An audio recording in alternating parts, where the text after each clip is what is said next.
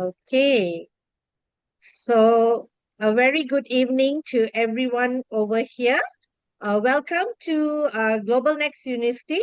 Today we are having our 19th Global Next School of Business Postgraduate Research Symposium, whereby we have all our learners who are ready to do their presentation, whether they are on their thesis program or the research proposal. So with that, my name is Dr. Jane Perianan. And with that, I would like to congratulate each one of you for reaching this milestone. So, with that, I am going to start the session with the first presenter who will be doing the thesis presentation, Nimit Jayant Ramaya. You could just share your screen and let me just give a quick brief. You have about 20 to 25 minutes to do your presentation, after which I will open the session for any comments or any questions from the floor. So with that, over to you, and I wish you all the best, Nimit. Thank you. Thank you. Thank you very much. Okay. So good evening and thank you to everyone for joining in today. My name, as just mentioned, is Nimit Ramaya, and my thesis focuses on a topic which is very close to the professional work that I do, which is working with startup founders as an advisor, builder, and investor. So the title of my thesis is From Idea to Investment, a framework for supporting fundraising readiness among early stage women founders in the UAE. To understand this research, we need to start with three things: what startups are, where women founders sit within that world, and why the UAE or United Arab Emirates matters as a research setting. Startups are early stage businesses built around new ideas, built to grow fast and solve real problems at scale. Uh, they reshape industries, introduce disruptive ideas, and play a major role in the nation's economic growth. Globally, there are about 150 million startups, but a startup cannot survive on the idea alone. Funding is often its lifeline. This funding comes from investors who look for highly scalable companies that can deliver strong returns. The fundings, it fuels the product development, market entry, growth, etc. Today, women are a growing force in entrepreneurship. One in three high growth entrepreneurs globally today is women. Yet the challenges they face are steeper. They often have to prove more while having access to fewer resources. Studies show that women founding teams still receive less than 2% of the global venture capital funding. This highlights the persistent gap between despite the rise of women-led startups globally. Now, UAE is particularly important setting for this research. It is MENA region's fastest growing startup ecosystem, uh, backed by a strong government policy, real commitment to women's empowerment, and a rapidly expanding founder community. There are about 18% of entrepreneurs as women here.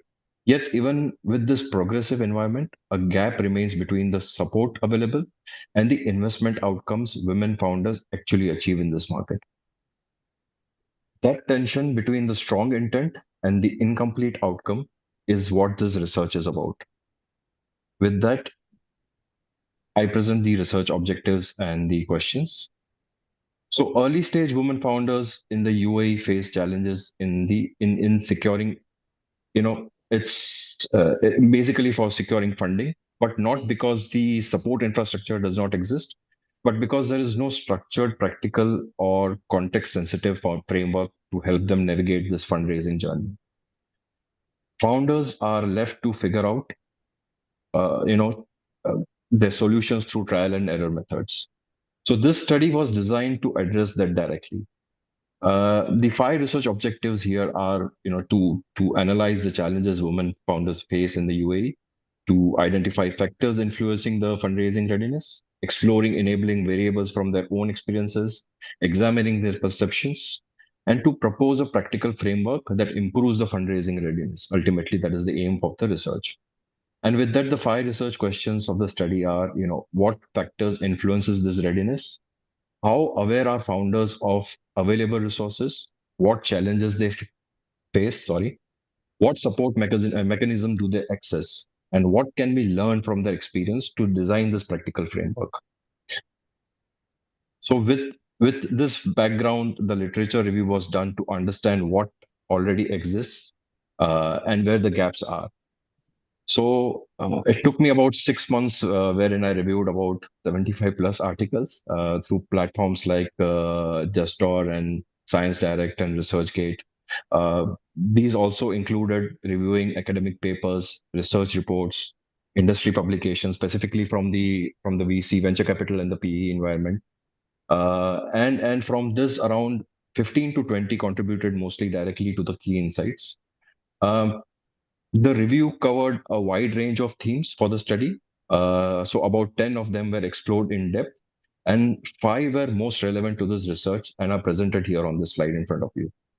So on fundraising readiness, existing research highlights key factors like skills of the entrepreneurs, the founders, clarity of the business, financial preparation, networking access.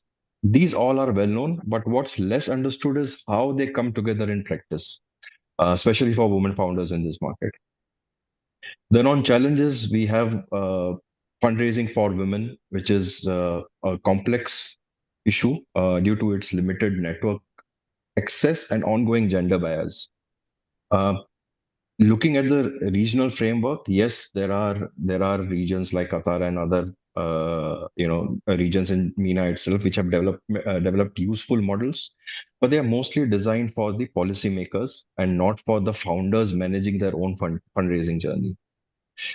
Now, in UAE context, the ecosystem is very relationship driven.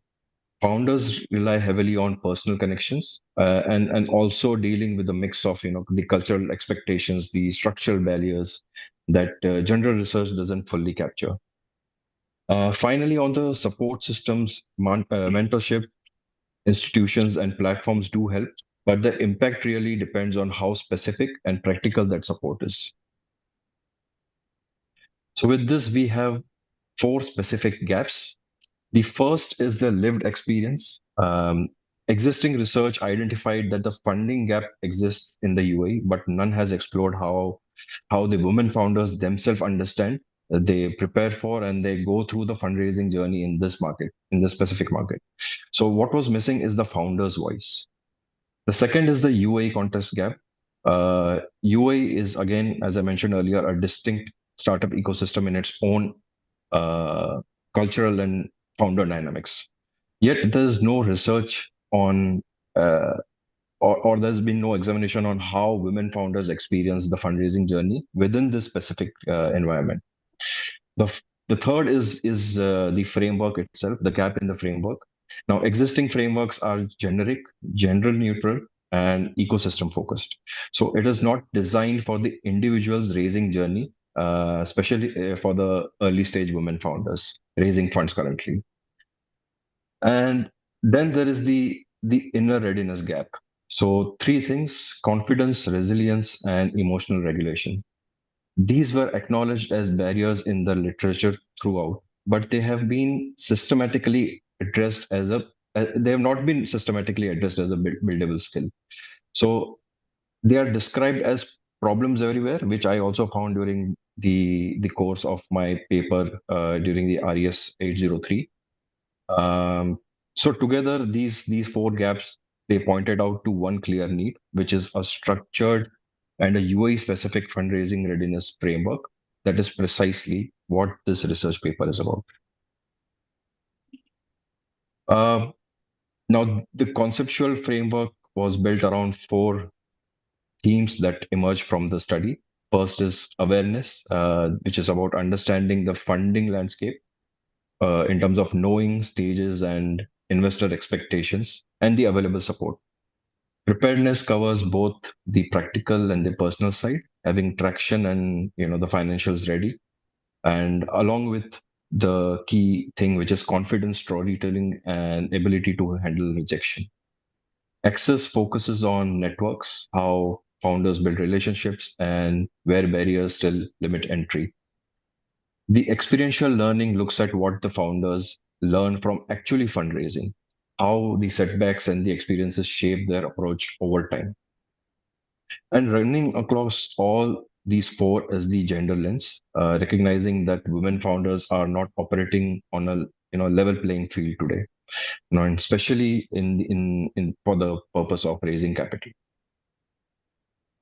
Now, importantly, these pillars came not just from the theory but also from the data, which is through the interviews that I conducted.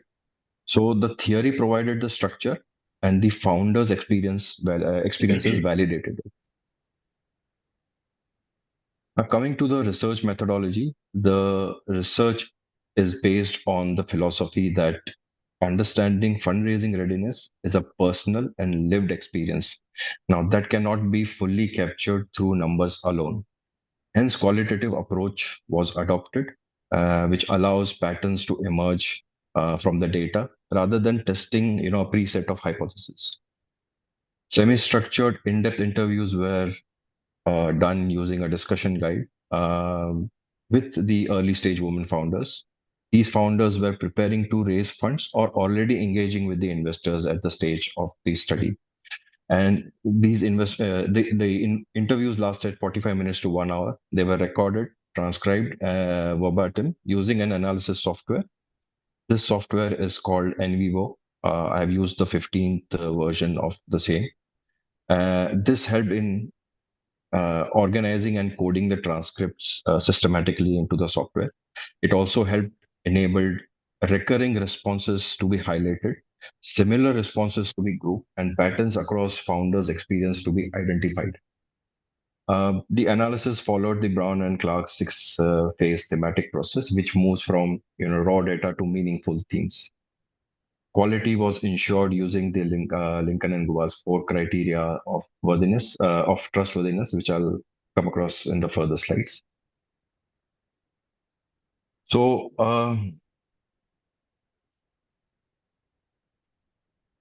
now there are three questions I would say deserves direct answers. First is why qualitative? Now, fundraising readiness involves how founders see themselves, how they work around relationships, and how they build confidence over time. So surveys cannot capture these lived experiences. Qualitative interviews allow us to understand the how and the why behind the fundraising experiences. Hence, data was collected through the in-depth interviews. Second is why 25 participants.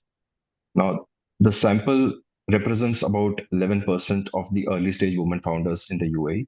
So, out of approximately 1,800 active startups in the UAE, 65%, which is about 1,200, are at the early or idea stage and non-funded or unfunded startups.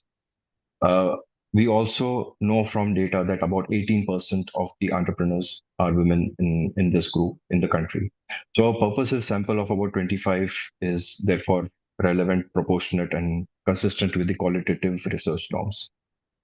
Also, data saturation was reached around 20 interviews, and no new information was coming out further to that. But we did a further five interviews that confirmed and deepened this existing themes that came out from the interviews. Third is the quality. Um, Credibility was ensured by staying close to the data, reviewing the transcript multiple times, and using NVivo to make sure that the themes truly reflected what the founders said. Dependability was achieved by documenting every coding decision so that the analytical process is transparent and traceable. Confirmability was maintained through the different notes that were taken and added to the software. This helped with separate the participant experiences from again my own interpretations because I am from the field myself. And transferability was ensured by providing enough context to for the reader to judge whether the findings are relevant to their own settings. With this, we come to the result. Now, as discussed earlier, the findings are spread across four key themes: awareness, preparedness, access, and experiential learning. Awareness showed that women founders had varying and limited understanding of UAE's investment landscape, different type of investors, funding mechanisms, and their own positioning as investable founders.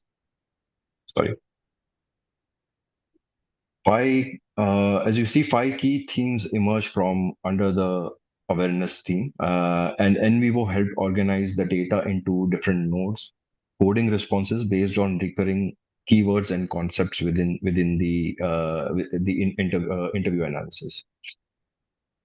Many founders were unclear about funding stages and which type of investors to approach at which stage, whether it was at for idea for a minimum viable product that they had, or traction, whether it is the customers or revenue.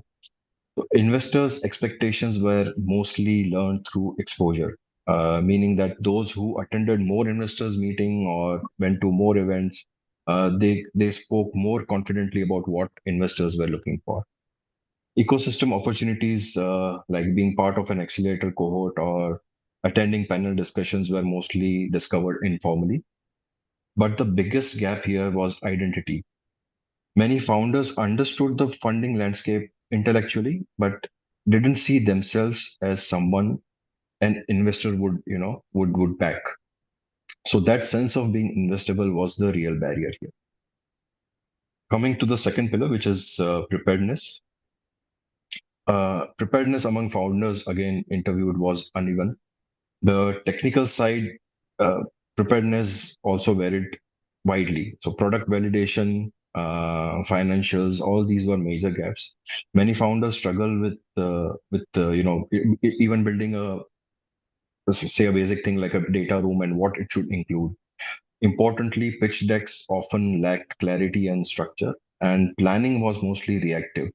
Limited visibility was there on the ask itself and the different milestones that they would cover during after getting the funding from the investor. On personal side here too, hesitation was very common, even when the materials were strong. So some founders lacked confidence to pitch. Some others were over prepared, out of fear of being judged. Founders with mentors handled this rejection better, and vice versa. So the key highlight is that preparedness isn't just a checklist, but a mix of structure, communication, and the mindset. So the next theme is access, and this is where founders hit their hardest wall. And this was the structure vault and not the personal one, as previously discussed. What came out is that access in the UAE investment ecosystem is very relationship driven. Warm introductions were far more effective than cold outreach. You see, one founder emailed investors with no response, and then got a meeting with the same investor within a week after a mentor introduced her to that investor. So being visible in the right rooms, it often matter more than having the perfect deck. Accelerator programs, pitch demo days, startup events, angel networks, these were the best methods to reach investors. But access to these opportunities was selective and sometimes costly. So the investor circles were a consistent barrier. A few founders also noted that credibility issues, signals like gender, sector, prior experience, all these shaped how the investors engaged with them. Then we come to the fourth pillar, which is the experiential learning. It revealed one of the most important findings of the study, which is the gap between knowing about fundraising and actually being able to do it. Many founders had read extensively about pitching, they've done classes, they've taken courses, they attended workshops, and they've refined their decks, but still froze during the real investor meetings on, topics like, again, projections and the market size and use of the money, etc. Um, some over explained when challenged, and the others left the meeting without any clear ask. So these were all the issues that came out during the interview. Uh, Basically, the knowledge was there, but the practical skill was not. But one consistent insight stood out here, which is timing, patience, and consistency. This mattered just as much as the pitch itself. Um, Inner readiness was one of the most important findings that came out from looking at all these themes together. So confidence, resilience, and emotional regulation, these acted as barriers at different points of the fundraising journey. So in awareness, confidence showed up as an identity gap. So they were not able to see themselves as someone investors could back. In preparedness, is it appeared as a perfectionism paralysis, where yes, the materials are ready, but the founders felt unable to share them due to some fear or the other. In excess, it showed as reluctance to ask, hesitating on introductions, follow-ups, etc. And with experiential learning, it appeared under investor pressure, freezing on questions again that could have been easily answered.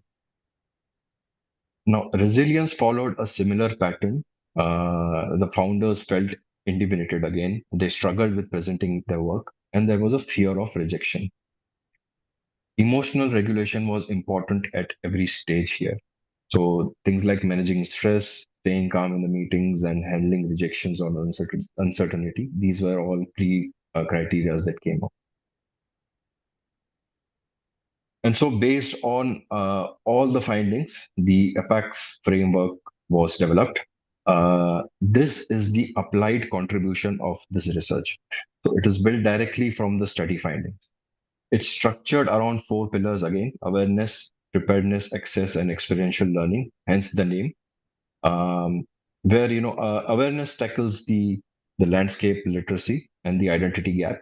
Preparedness address technical unpreparedness, so it ensures the founders have the right materials, plans, and mindset to act confidentially before with confidence before they approach the investors. Access focuses on guiding founders on building relationships, making introductions, all these things. And experiential learning bridges the gap between knowing and doing what is required under pressure. Uh, Three layers run through the whole framework, as we discussed in the earlier slides. One is the women specific context, second is the UAE cultural context, and third is the inner readiness. So the framework also uh, it includes a lot of things, including the diagnostic scorecards, phased action checklists, inner readiness tools, ecosystem maps, and 12 milestones badges to track real capability. So once you go through the whole framework that I've added as appendix, as annexure with the thesis, it becomes clear on how it's moving forward. It is designed actually to help founders move from preparation to action and from knowledge to confidence. This research contributes in two ways. Academically, this research positions inner readiness as one of the key things. And this is the core part of the process. It also forms or it actually frames readiness as a dynamic process shaped by personal, social, and contextual factors, rather than just being like a regular checklist.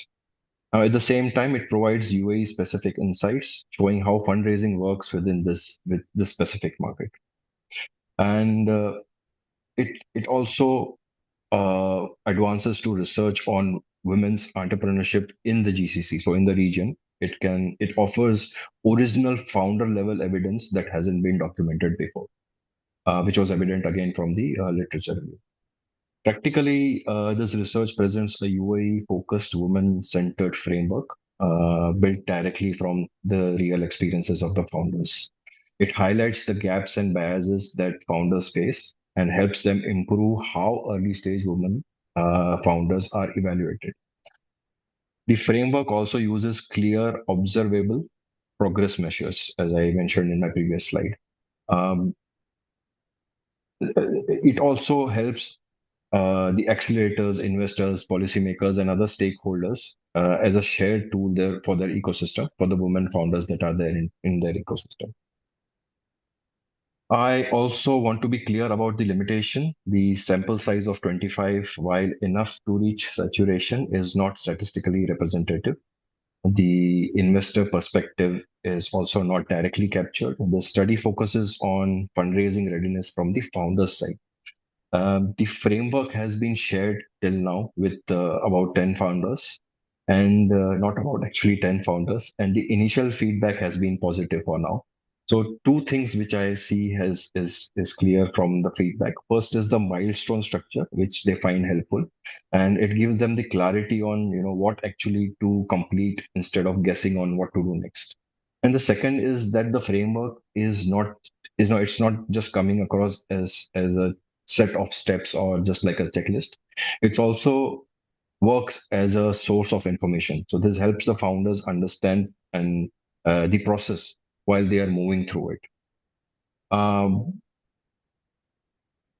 with that, looking ahead, there are a few things that the research could be extended with.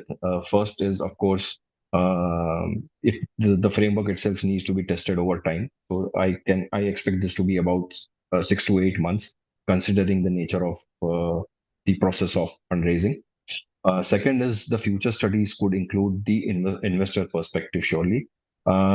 It can explore how decisions are made, where biases occur, and how the ecosystem is shaping the fundraising process.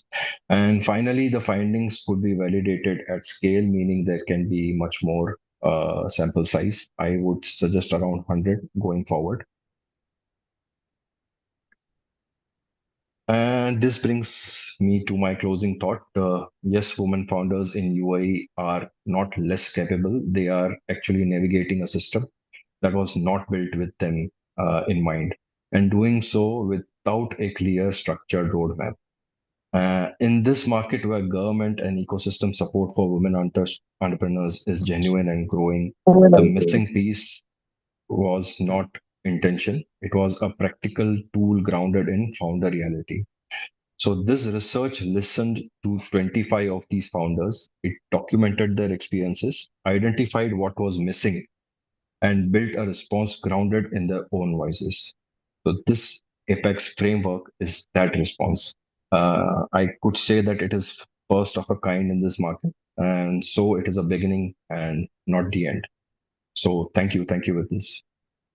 Open for any questions. Okay, thank you so much, Nimit. You did present exactly 25 minutes.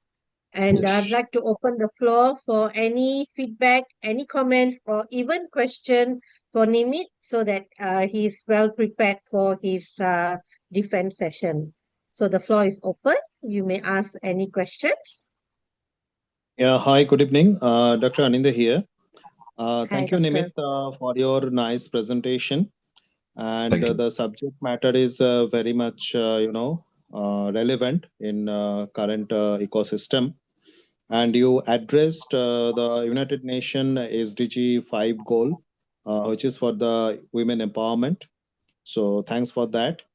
Um, my question is that you have interviewed 25 women founder, and I understand Yes. that they are a part of a startup. Okay, Yes. so Yes. kindly mention that whether they as a part of the startup or stand up, so that we can understand their experience as well.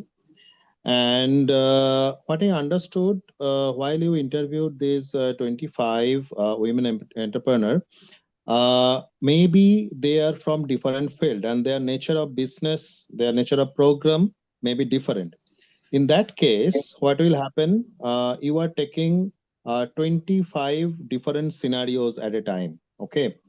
So my suggestion is that kindly review that what is the experience in which field they are. Maybe just for example, maybe out of 25 entrepreneur, five from the healthcare, then six from different X sector, 10 from different Y sector. In that scenario, you will have many variables. So please try to review that how different their experiences based on their programs where they are executing. Accordingly, you can sum up or you can conclude this in a constructive manner. So that's all from my side. Thank you very much. Thank you. Thank you for your Thank you, point. Dr. Anandya. Yeah. So any other question, any other comments from the floor for Nimit?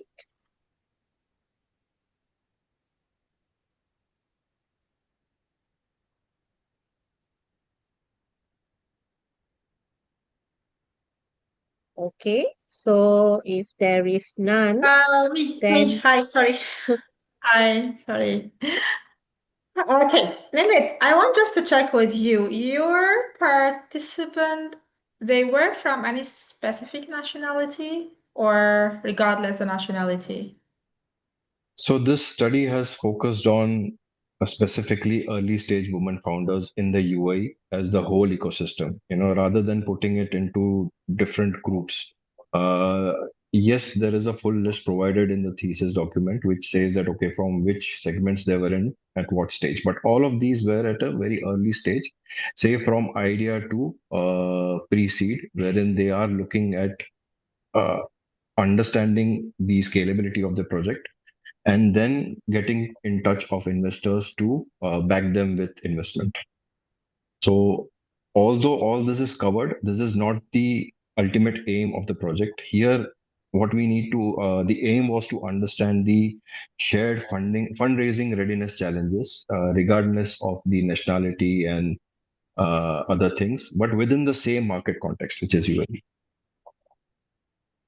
Uh, okay, but don't you think in the context of UAE, Yes. the locals, they might have better readiness because maybe they have more support, more preparation, or what do you think? So when I was proceeding with 803, that was also part of the objective. But then in that process, I learned that there's not much differentiation. Yes, there are a few grants open to women founders, specifically which are local. But again, the uh, investing decision is based on merit. So again, the whole Mhm. objective of this thing is to understand the fundraising readiness challenges, and not necessarily from the point of view of whether being local or an expat. We also know that about 85% of the population here is expatriate. So that falls within the guidelines of how the startup ecosystem is moving here. And specifically because we mentioned startup, it is basically a business entity which is tech based and which is highly scalable. So whatever Okay. field that it is in, the earlier stages of challenges or readiness are almost similar.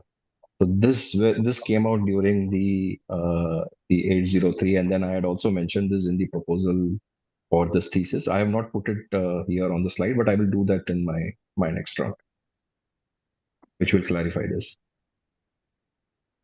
Okay. That's all from my side. Thank you. thank you, Dr. Rana.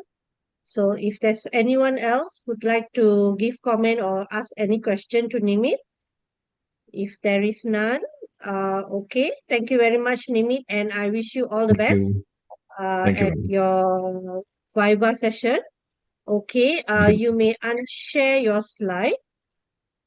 Bye. Okay, I can see here we have quite a number of participants as well as guests.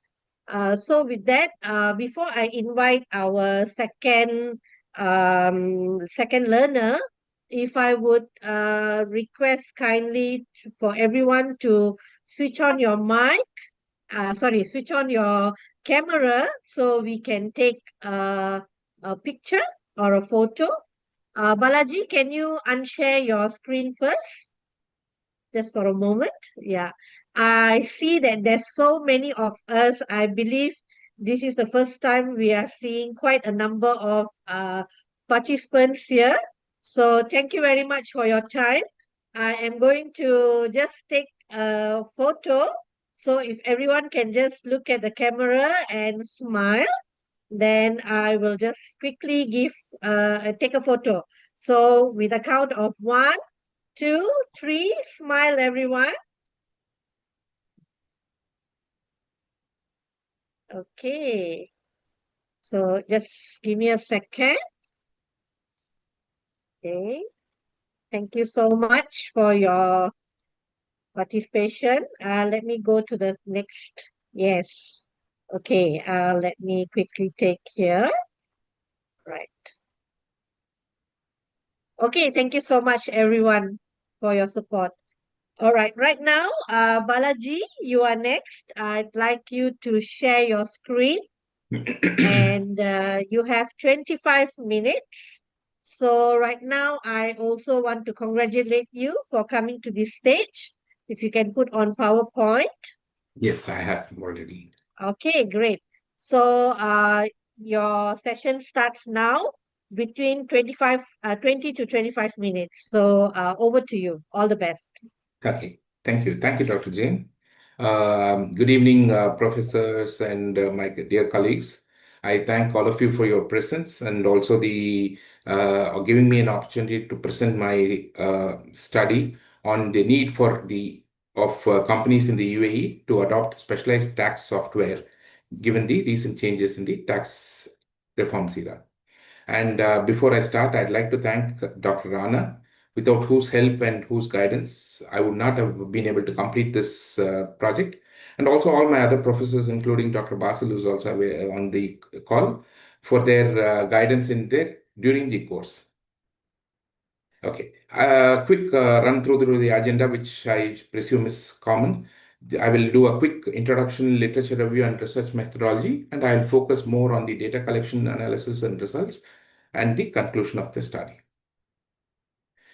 Basically, the research looks at whether the companies in the UAE need to adopt a specialized tax software rather than using the generic softwares, accounting softwares, which they have been using for a longer time, given that can I just move this, please? I'm just trying to move my uh, okay, yeah. Given the fact that this taxation is a new requirement, and these are the lot of types of taxes like corporate tax, VAT, excise taxes, etc., have been introduced over the last 6 to 7 years. So the basic accounting software might not be in a position to actually support the company in their in ensuring that they are able to keep their financial records and reportings accurate and transparent, as well as to the satisfaction of the authorities. The accounting software might be able to provide the basic accounting, but the specialized tax technology tools are more agile and responsive to changing changes in the changing tax policies, so that it becomes much easier for the companies to be more to be able to file their tax returns properly. Okay, let's understand why the lot of these taxations have been introduced recently in the recent 8 to 10 years. Basically, taxation, as you all know, is the backbone of the fiscal system in the country. It not only provides funding for public services like healthcare and education, but it also ensures that inflation is managed, as well as to make sure that wealth is redistributed for the good of the common man. The the region was basically known as a tax-free environment. So it is definitely a surprise for many people to find that there's so many taxes being introduced. Earlier, GCC, as everybody knows, GCC and the UAE, of which it's a part, had been funding their budgets mainly through the the high oil prices ensured that the countries were able to invest a lot in their social welfare investment for education, health, etc., as well as their infrastructure. But whenever there was a big fall in the oil prices, like in the early 2000s, and 2014 was actually the turning point when it actually created a big deficit within the budgets of the government. So the GCC governments got together to understand the other avenues of funding which was available to them. And one of the main avenues was the taxation. Taxation ensured that they were able to plan their cash flows well and make sure that there was no budgeting shortfalls. The quick takeaway from this thing is that within a short time frame of 6 to 7 years, there were so many of these things like VAT, excise tax, economic substance regulation, country by country reporting, and finally corporate tax, which was introduced in 2023. And now there is also a e-invoicing which has been introduced from this year, which is going to be introduced from this year. The businesses had to adapt to several new legislations in this short time frame, which makes it very challenging to implement robust systems and processes to ensure that they are able to remain compliant for the authorities.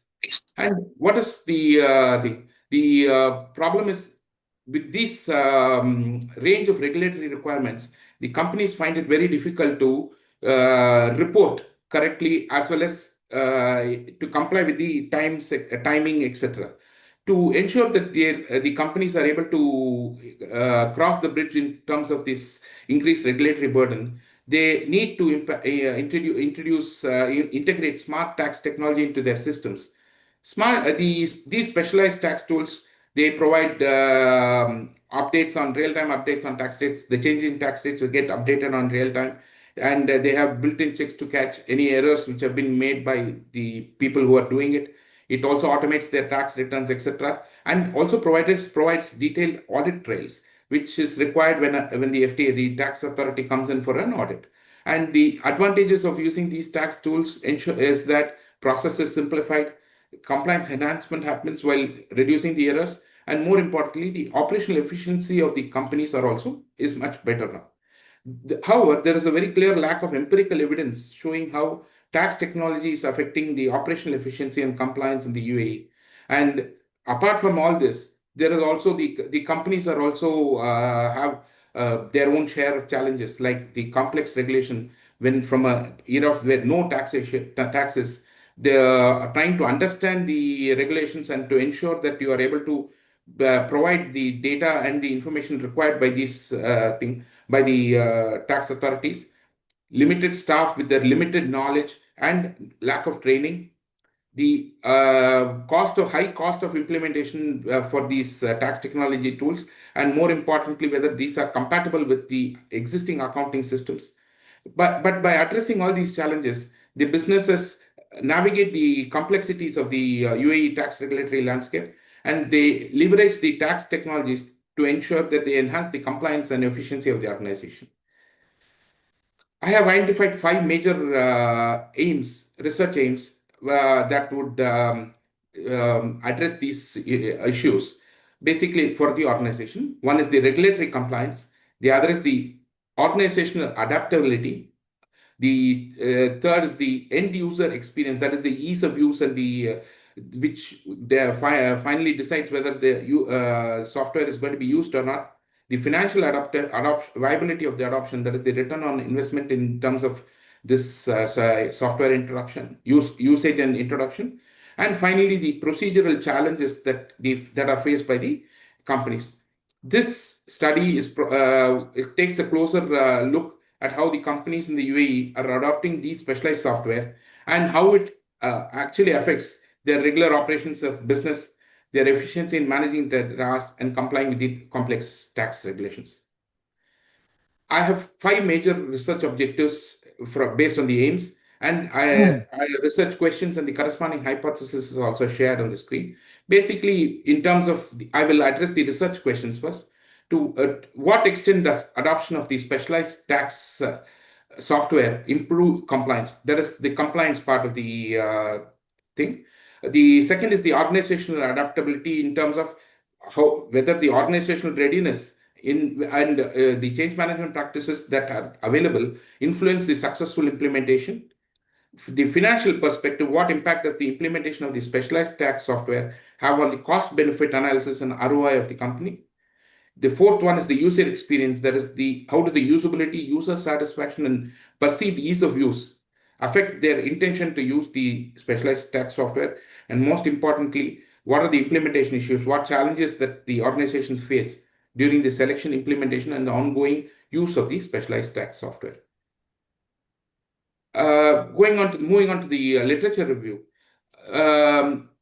Just to give you a quick idea of what the tax technology solutions do, it definitely helps in it's actually a digital tool or a software that helps in simplifying the tax-related tasks as against the normal accounting systems. It helps in automated tax calculation, electronic filing, apart from real-time data analytics for the management team. And using this tax technology is obviously improve not only it improves operational efficiency, plus also it ensures compliance with the for the organization. So basically, apart from error reduction and cost savings, the credibility building also is a main point as far as the company is concerned. It cuts down, it speeds up processing time, ensuring that the same people are able to do more work, that in terms of, or rather quality of work rather than more work, the quality of work definitely improves. And there have been many studies in this. The theoretical foundations of my study basically go into while done many studies, the core of my theoretical foundation lies on the Grant Thornton and Thomson Reuters case, where they studied onboarding of 50 UAE clients for the one source of tax software. Just for your information, one source tax software is one of the more costlier things and is only affordable by MNCs or bigger companies, and they form a very small part of the entire business here. And apart from this Thomson Reuters case, there was also other academic studies by PwC and KPMG, and also the Generous Online study, which actually showed how the UAE tax system has evolved.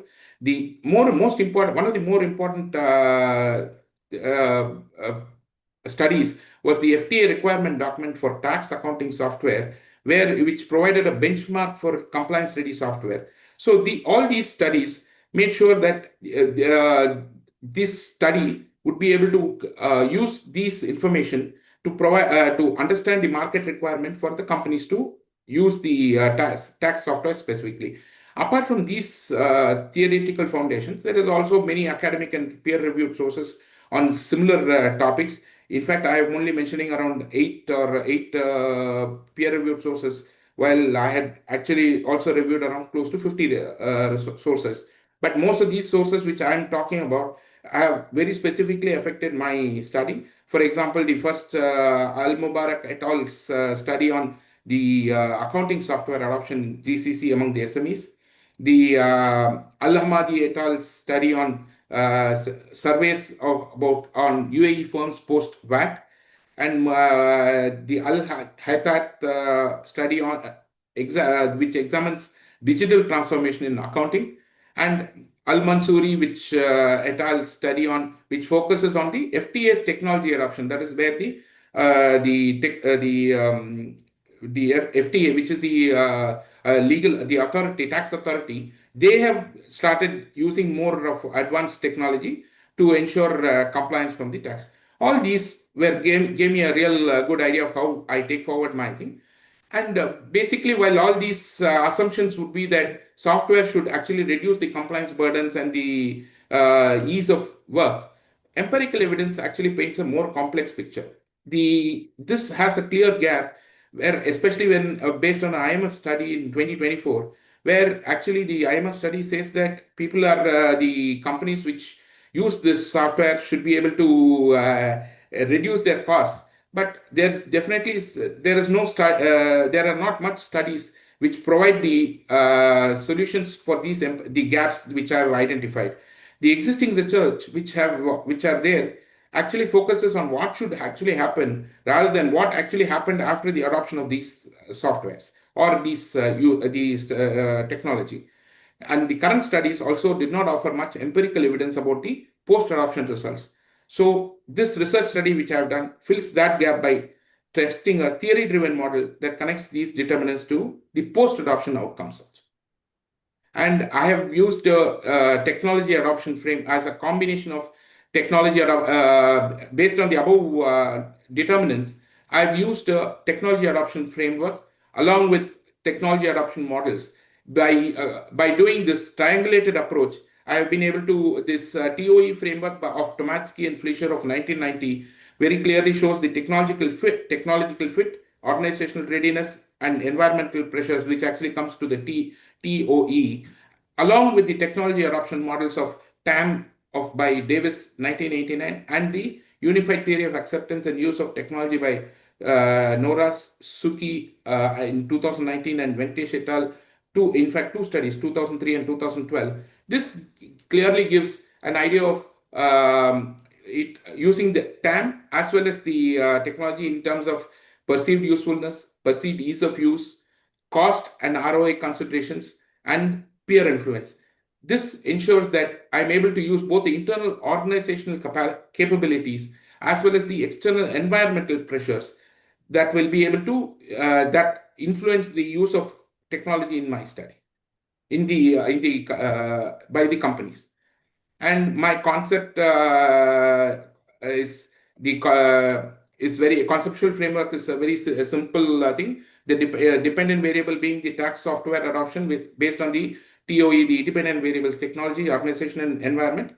Actually, this provided with me with a lot of information and very useful information on the post-adoption constructs, namely the compliance effectiveness, ROI, and the ease of use, which is the basis of the study. Hence, very clearly, there is a very clear need in terms of the study.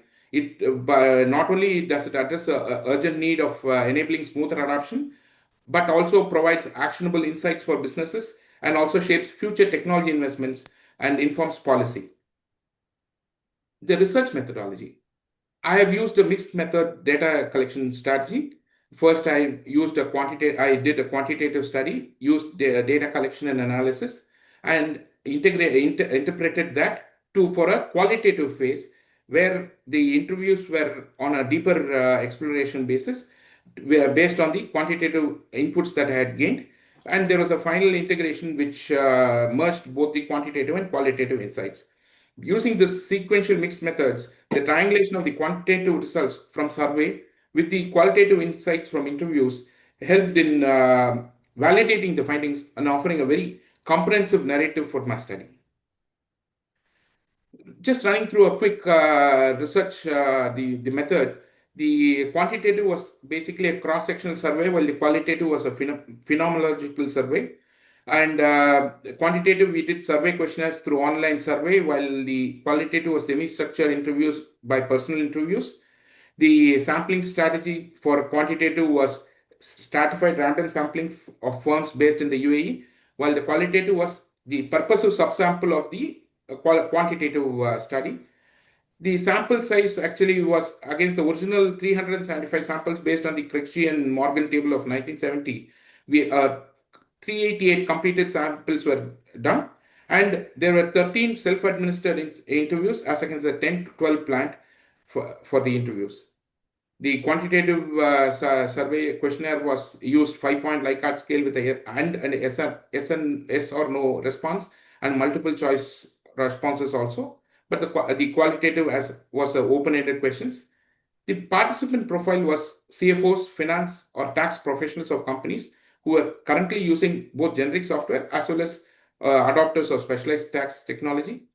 The qualitative was a purposive sampling of this same set to get their their responses for a richer insight.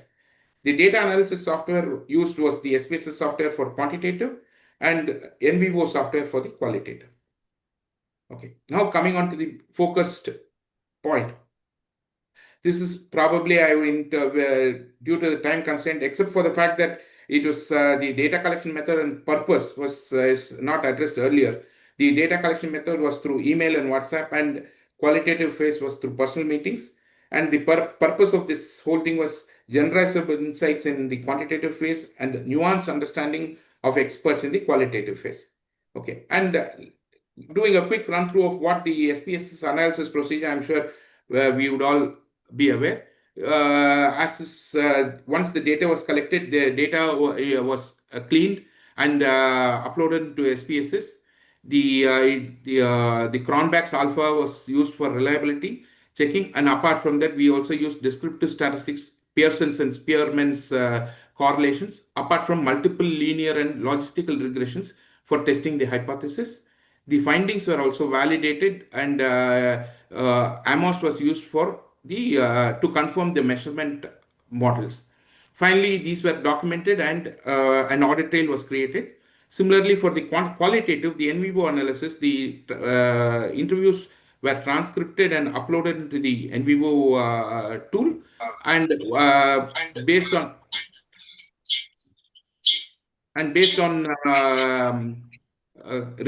repeated, deep study of the things, the coding was done, and the themes were also developed, and using the quantitative feedback also, the mixed method, the comparison was also done to ensure that the data was in line with the quantitative output, and the saturation check was also done on a regular basis. Similarly, the audit trail was also ensured. A triangulation process which ensured that the quantitative findings and qualitative findings were analyzed together. The integrated findings from both the quantitative and the qualitative analysis successfully substantiated the study's research objectives. Okay, and coming specifically to the, I will explain how the quantitative analysis, data analysis was done, and how the qualitative data analysis was done. The quantitative data analysis actually used a three-part statistical testing approach for analyzing the data for each of the five hypotheses. If you can notice, there are separate tests which were conducted, three separate tests were conducted for each of these hypotheses to ensure that the reason for that is that should be inconsistent with the established methodological guidance of Denson 1978, Hare et al. 2019, and Saunders et al. 2019. The reason for this three-part statistical testing approach was that the first test was an inferential test, which is the primary inference, which tests a hypothesis using the most theoretically appropriate method, for example, the t-test or the multiple linear regression, etc. The test number two was the validation test, which confirms the relationship using an alternative statistical lens. And third was to check the robustness of the thing. This ensures that the results were not driven by the distribution assumptions. And tests like Matt-Whitney U-test and one-way ANOVA test, split sample t-test were used. This way, the testing was done for all the five hypotheses, and the results, not surprisingly, it was very clear that the results were demonstrating that for the first hypothesis, compliance it improves the efficiency, accuracy, and audit readiness of the organization. The hypothesis two's the results were that the organizational adaptability positively influences the adoption success of the for the usage of the tool. And the hypothesis three, that is the adoption of the specialized in terms of the financial benefit, the positive net benefits were found over time rather than on the short run.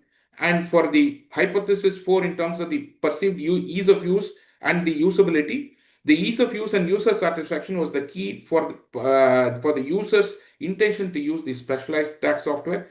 And finally, the most important one, in terms of the implementation challenges, definitely negatively impact the relationship between the software adoption and its operational benefit. More the challenges, people were finding it less useful. The quantitative results and analysis results proved that the specialized tax software adoption results in enhanced compliance performance with reduced operational demands and improved organizational efficiency, which is basically confirming our hypothesis. Now, from the qualitative part, it was a very simple. Sorry, just give me a second. The qualitative part had a very clear focus on the themes that came out were very closely mirroring the quantitative results. That is, namely, the efficiency and time saving, audit readiness, cost saving, integration with ERP systems. Many of this, which were again from the which were themes which are coming around from the quantitative, and each of these, if you see, it was more supporting the quantitative. So the qualitative analysis, the expert inputs which came in from the experts definitely helped in this. And I was doing a quick run through of the coding output. If you see, each of these RQs had the themes were very clear. There were 6 specific themes for each of these RQs, and the word clouds and the hierarchical charts and the tree maps were supportive of these specific themes that came out from the from this analysis of the in the qualitative part. The key takeaways for each of this was that for the usefulness of the tax technology, the adoption of tax technology leads to a significant change in the operations of the tax function. And for the factors influencing the adoption, that is the perceived ease of use, the system's integration compatibility, process alignment, ease of implementation, and automation, and scalability and the technology adoption considerations itself was among the key themes that came out. So in this, the takeaway was very clearly the adoption of tax technology was driven by operational needs rather than technological passion. And the word cloud, hierarchical chart, and the tree map supported these key themes also. And finally, in terms of the operational impact, the key themes which came out were the workflow automation, reduction of the manual processing, and improved monitoring and control, faster reporting, and the how the operational limitations and manual overrides were affecting the usage of the system. Similarly, if the same the word cloud and the hierarchical chart were very clearly, tree map were also confirming the same. The qualitative findings triangulate strongly with the quantitative results. The results indicate that the adoption of tax technology leads to significant change in the operations of the tax function. So very clearly, the qualitative and the quantitative were confirming confirming all our not only the research questions but also the hypothesis. Finally, coming to the conclusion, the conclusion is it is the fine balance of the benefits of the tax technology as with the challenges of the tax technology. There are very clear measurable performance improvements which have been noticed. There are long-term benefits in terms of the ROI. It ensures that the users are able to, the tax managers, etc., are able to focus on tax output rather than the tax work, basically. And obviously, the challenges include the ease of use, the cost of customization issues, and more importantly, resistance to change, which is a general issue. The key takeaways are very clear. The UAE tax reforms have definitely intensified the compliance complexity. The manual and generic systems are increasingly inadequate, especially with more newer taxes coming into play. And specialized tax software is a strategic necessity. And obviously, the adoption of this improves the compliance quality and efficiency along with cost savings in the long run. And very frank, clearly the expert insights have explained very clear why adoption benefits vary across the organizations. And it's more or less common, even though the 13 people who were interviewed were all from different industries, the basics continue to be the same. The organizational readiness, cost, compatibility, and the implementation capability emerge as the cross-cutting factors.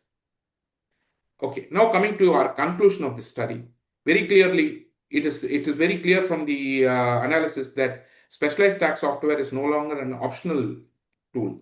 It is the essential infrastructure for modern compliance. And why is that? It not only reduces monthly compliance time and manual workload, it also enhances accuracy in corporate tax and transfer pricing computation specifically. It improves the audit preparedness, not only inside the organization, but also with the FTA.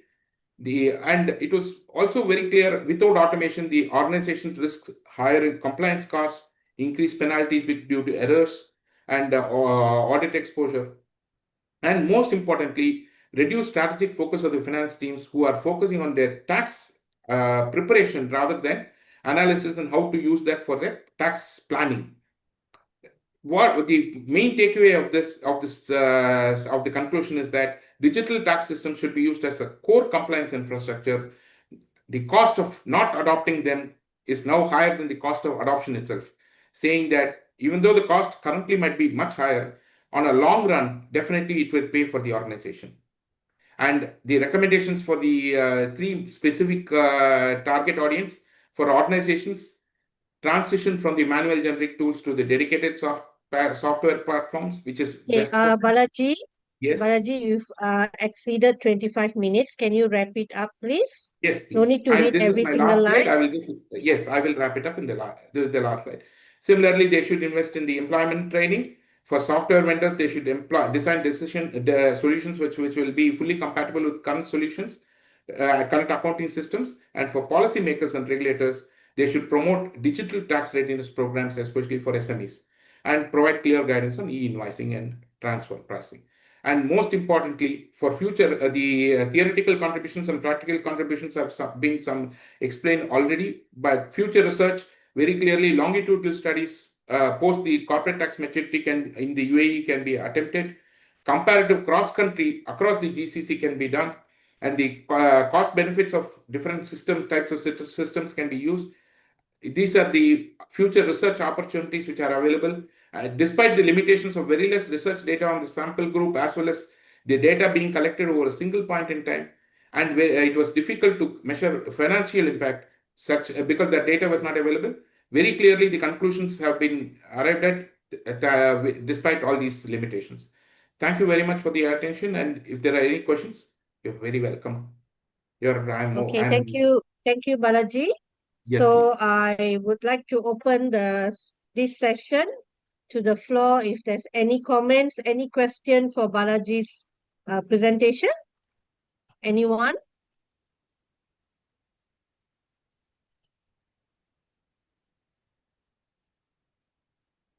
Nobody? Nobody I asking have any a question? question. Yes, yes, yes, Doctor. No, no, no. I see how much you are stressed. So my question, are you ready for your Viva?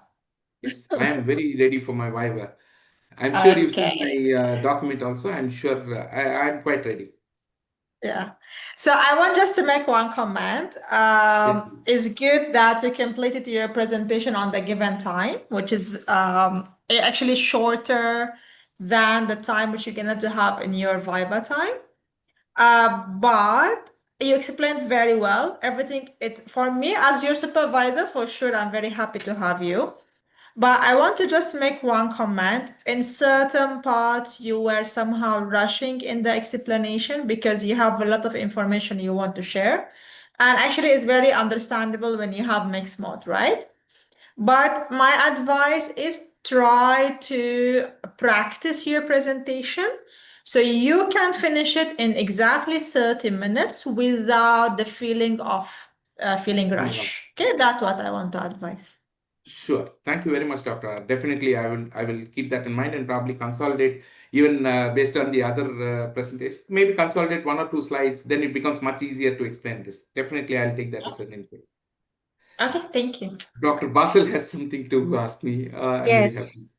Yes, Dr. Basil, please ask away or any comments. We can't hear you. You have to switch on your Your mic. mic is off. Yeah, can Yeah. you hear me now? Yes, Yes. Hi, yes, Dr. Balaji. Thank you.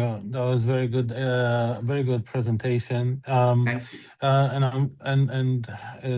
You know, it's very obvious that you've done a lot of work in your research. But my question, it's not really a question, more maybe like a comment, is you know, we all know that taxations around the world has been going on for years, and for UAE, yes, it's fairly Reason. fairly new. I think corporate tax maybe started in 2022, 2023 in 23, UAE. 23 in the UAE. Yeah. But why did you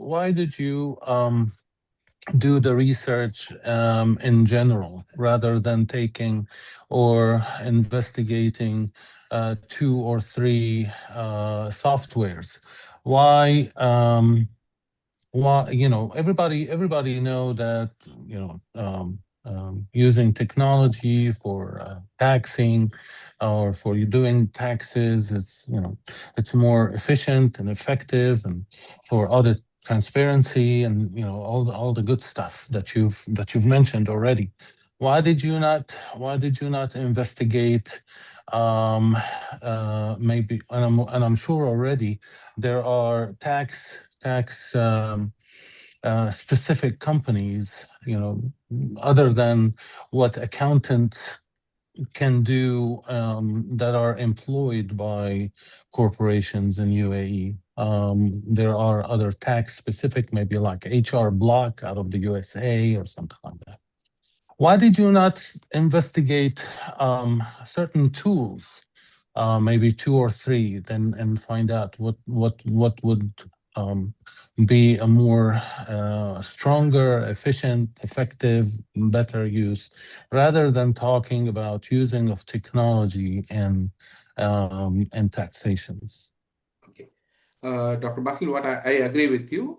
The taxation has been a general thing across the world for a long time. Like I had mentioned in my presentation, taxation is very new in the region.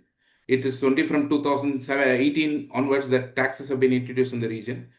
Earlier to that, even bigger corporations didn't have their financial records were maintained in very basic accounting issues. In my 803, when I did my analysis, I found that many of the companies actually did not have these tax technology tools, and this was not affordable by many companies also. The tax technology tools were being used only by MNCs or the bigger corporations,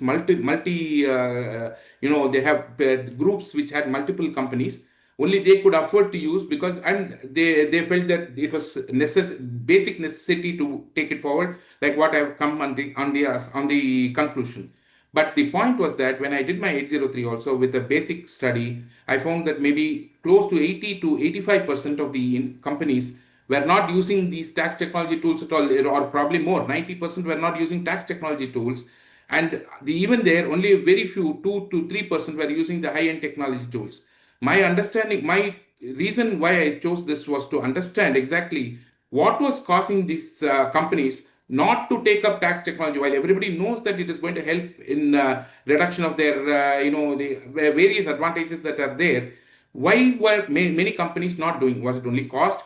What is it? What any other reason? If I were to focus on one or two the tax technology companies, it might not actually give me a solution as to why the market is not actually adopting these tax technology tools when they know that there is an advantage. By just studying these 2 or 3 tools, I would only probably get an idea of what is the tools providing to the people. My idea of the study was to understand why the majority of the people in the UAE were not using these tools, or what is the problems and what could be done. That is why, if you see in my recommendations to the the developers or the companies also, I have told very clearly that they should provide the adaptable solutions, because currently one of the major issues that are faced by the companies are that these two tax technology tools don't easily adapt to the existing accounting tools, and they end up not only spending more time, they require people, they require maintenance. There are so many other issues. So my idea was to understand, because I actually also am from the same business. I run a company which actually has a tax technology solution. So my idea was to understand how exactly why the market is not readily adopting the tax technology tools when their advantages are very clear. That is why I did not specifically look at 2 or 3 tax technology solutions. And frankly, it could also be against my business ethics if I were to look at specific technology tools to and analyze them alone. That is the reason why I took up this bigger study of the market. Okay. Dr. Bessel?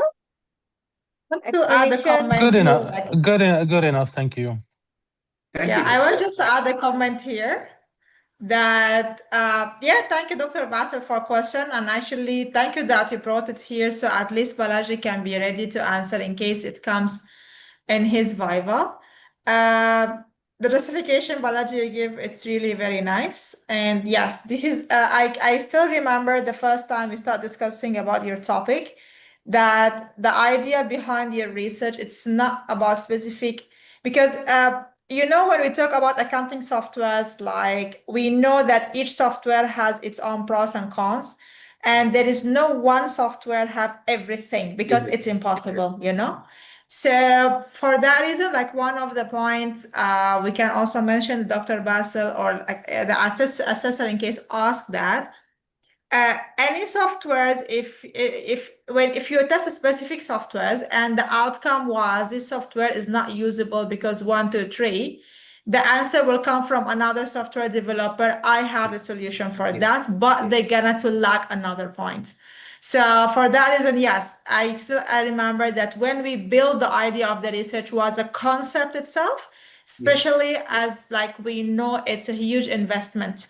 It's not it's a huge investment from one point and is not compulsory from another point, because it's still the normal accounting software which is not tax specialized still can do the job. So always that comparison between the cost and benefit. This is what we try to bring in this research. So yeah, thank you, Dr. Basser, for the question. And Very happy, actually, Balaji, with your answer. And just to add one point, Dr. R, what you said is perfectly correct. I've also analyzed in my thesis very clearly what are the various accounting tools, what are the various tax tools, and how it is, some idea has been provided on what are the advantages and disadvantages, but that is not the core idea of my study at all in the first place.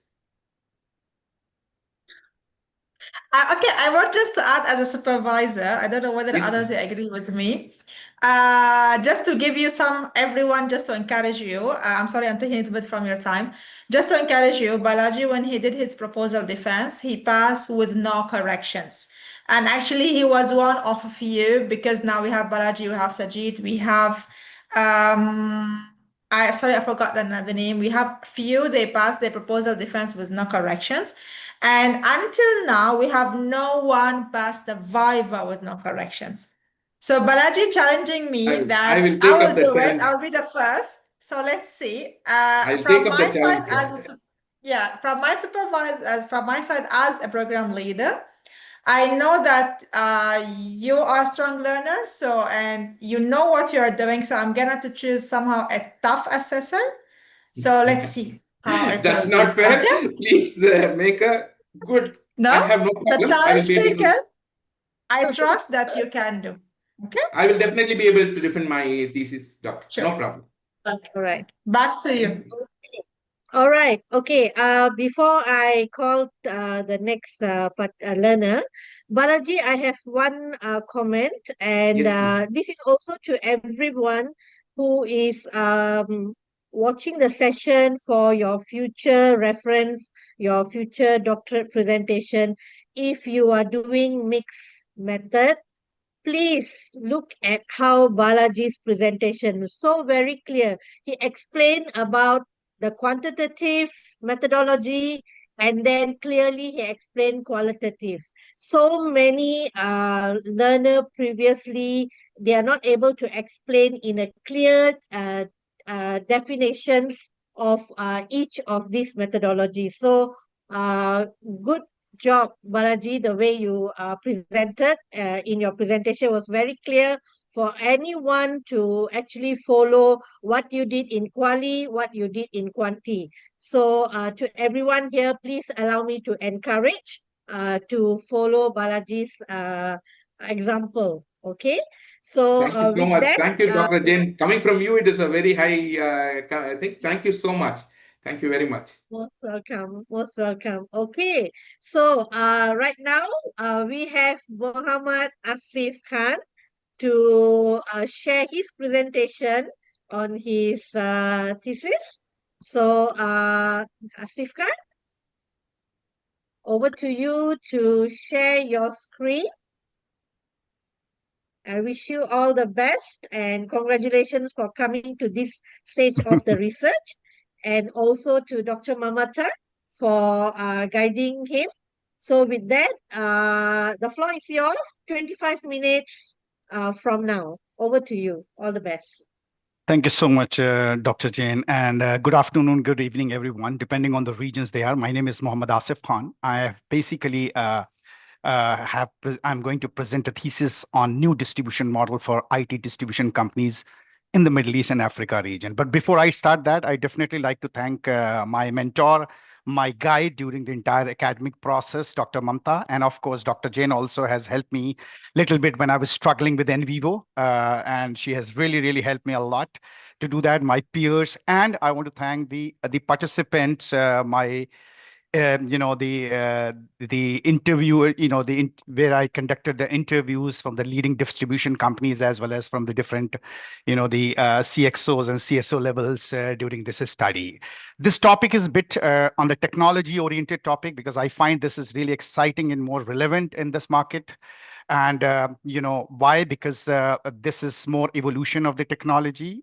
We see that there is the interesting development happening on the artificial intelligence, Internet of Things, cloud, which is basically things are moving more on the services-led model on the technologies, what we are using these days, rather than we be buying the products and then we are paying upfront on that. So there's a lot of shift which is happening in the technology, but if we look at the anchors or the actors behind these technologies, how their model is currently working, how the changes are happening, whether in terms of the market trends, in terms of the challenges, in terms of the adoption of the new technologies like the remote working tools, you have the cloud-based adoption, you have artificial intelligence, you have Internet of Things, etc.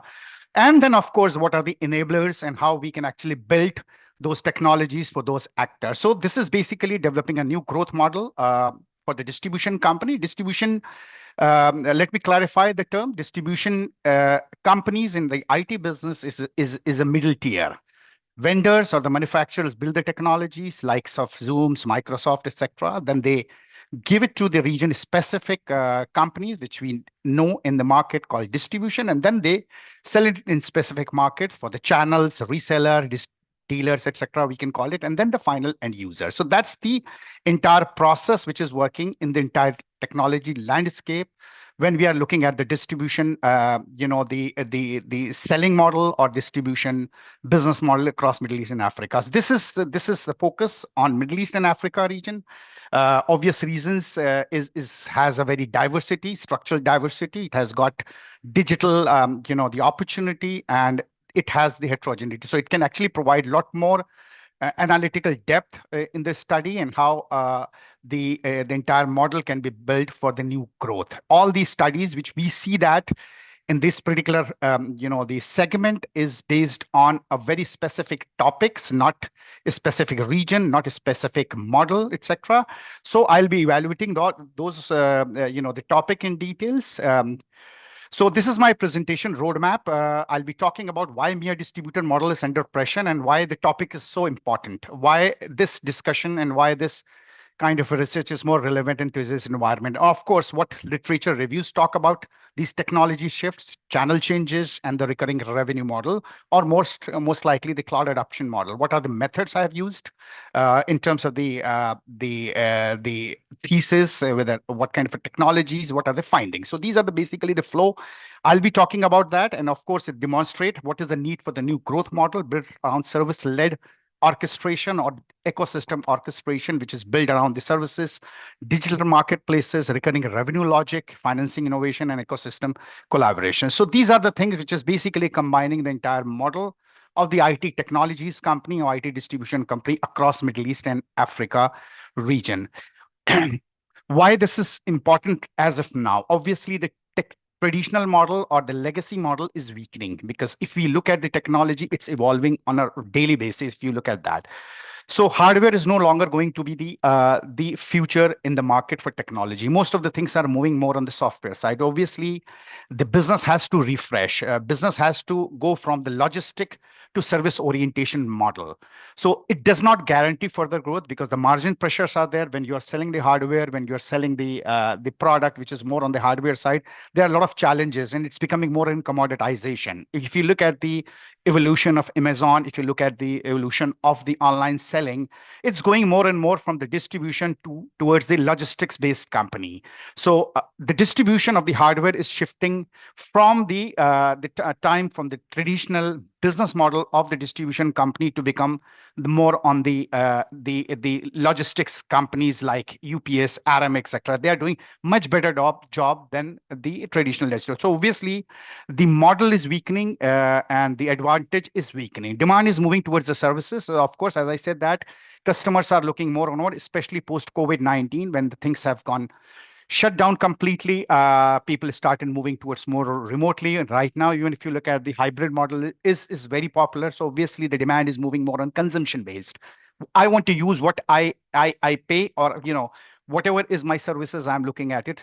It's actually I'm looking at, and of course, the Middle East Africa is not a very uniform market. If you look at the Middle East and Africa, it has got three major clusters. One is the Gulf countries. This is GCC, Gulf country councils, which is comprises of the UAE, Saudi, Qatar, Kuwait, Bahrain, etc. And then you have the North African market, which is more, the Arabic-speaking African market, and then you have more on the Sub-Saharan, which is more English-speaking. So it's a very heterogeneous market, and then there is an opportunity equally to look into the regulations, equally look into the digital readiness, and equally look into the the analytical depth.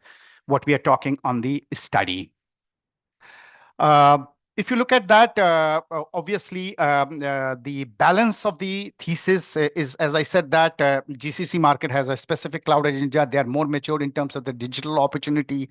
They have a public sector programs. A lot of countries in the Middle East, or especially in the GCC countries, have a digital agendas. North African is more focused on the compliances, localization, structure partner development also, and more market balance modernization. And if you look at sub-Saharan and frontier market, the challenge is more on the financing side, how to make the payments, how to buy the products, how the talent is ready to deliver those services. And it's more on the small and medium enterprise based kind of the channel partners available in those markets. So it's a very, very regional mix of the markets. What we have a different agendas, and of course we have the cloud plus services shift as well for the distribution company. This is the core function of the distribution. As I said, that distribution companies are the middle tier. They bring the product, processes with the logistics and operation, and then attach the services, and then they sell it to the partners along with the credit and financing. So this is the core function of the distribution company across any region, or if you look at the Middle East and Africa region, specific to that study. So partner development, bringing new partner, extended sales force for the vendors, because a lot of companies, they don't have the offices in all those regions. So obviously distribution can provide a better job to deliver those services in those particular markets. And then of course the sales, pre-sales support, vertical solution support centers, logistic, warehousing, inventory, financing, credit, etc., to manage the risk for the vendor based on your existing business model.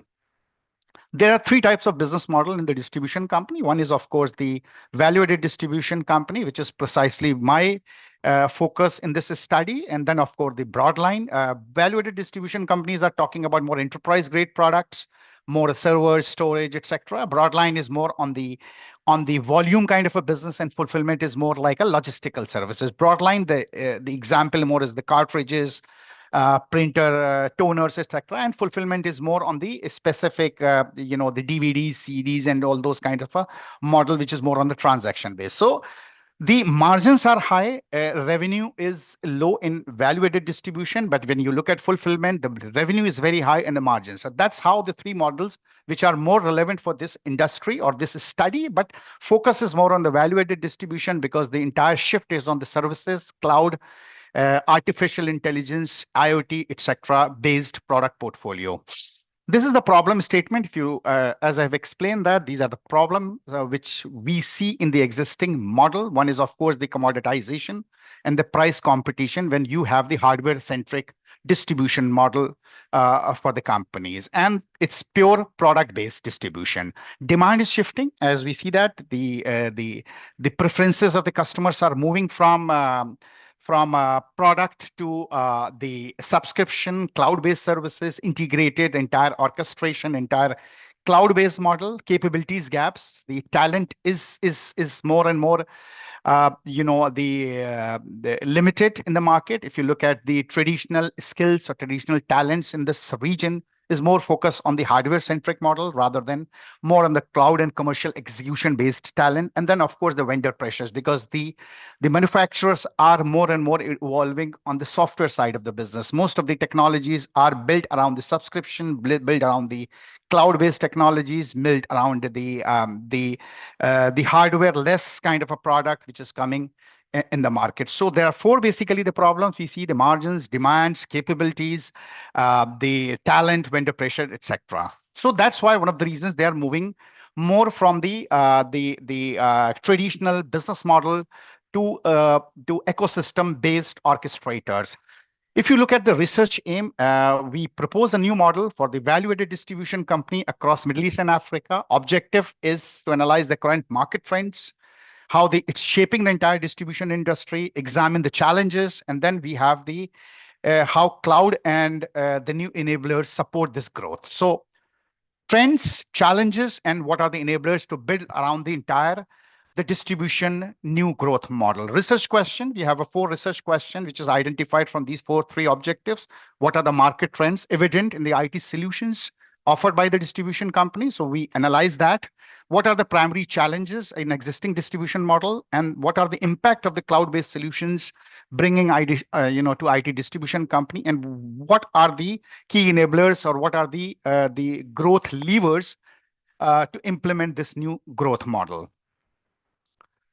So research gap, if I look at the research gap, what we have in the research gap, more the distribution companies are operational, vendor led. It's more a generic distribution based, the model which is available in this state. There is no MEA or Middle East and Africa specific conditions into regulatory diversity, financing constraint, and the uneven digital maturity. So this is one of the gaps. I see that while study and doing the literature review also. Academic values, if you look at that, how we can research on the servitization, which is more servicing attachment, digital transformation, channel evolution, and platform-based value creation by offering context-specific model for the unresearched region, which is Middle East and Africa region, and of course the managerial value, how this research can help different companies, vendor, so that they can build on the capabilities, they can look into the revenue logic, they can look into the operating design, ecosystem partnership when they are building the new technology, and then when they are defining the go-to-market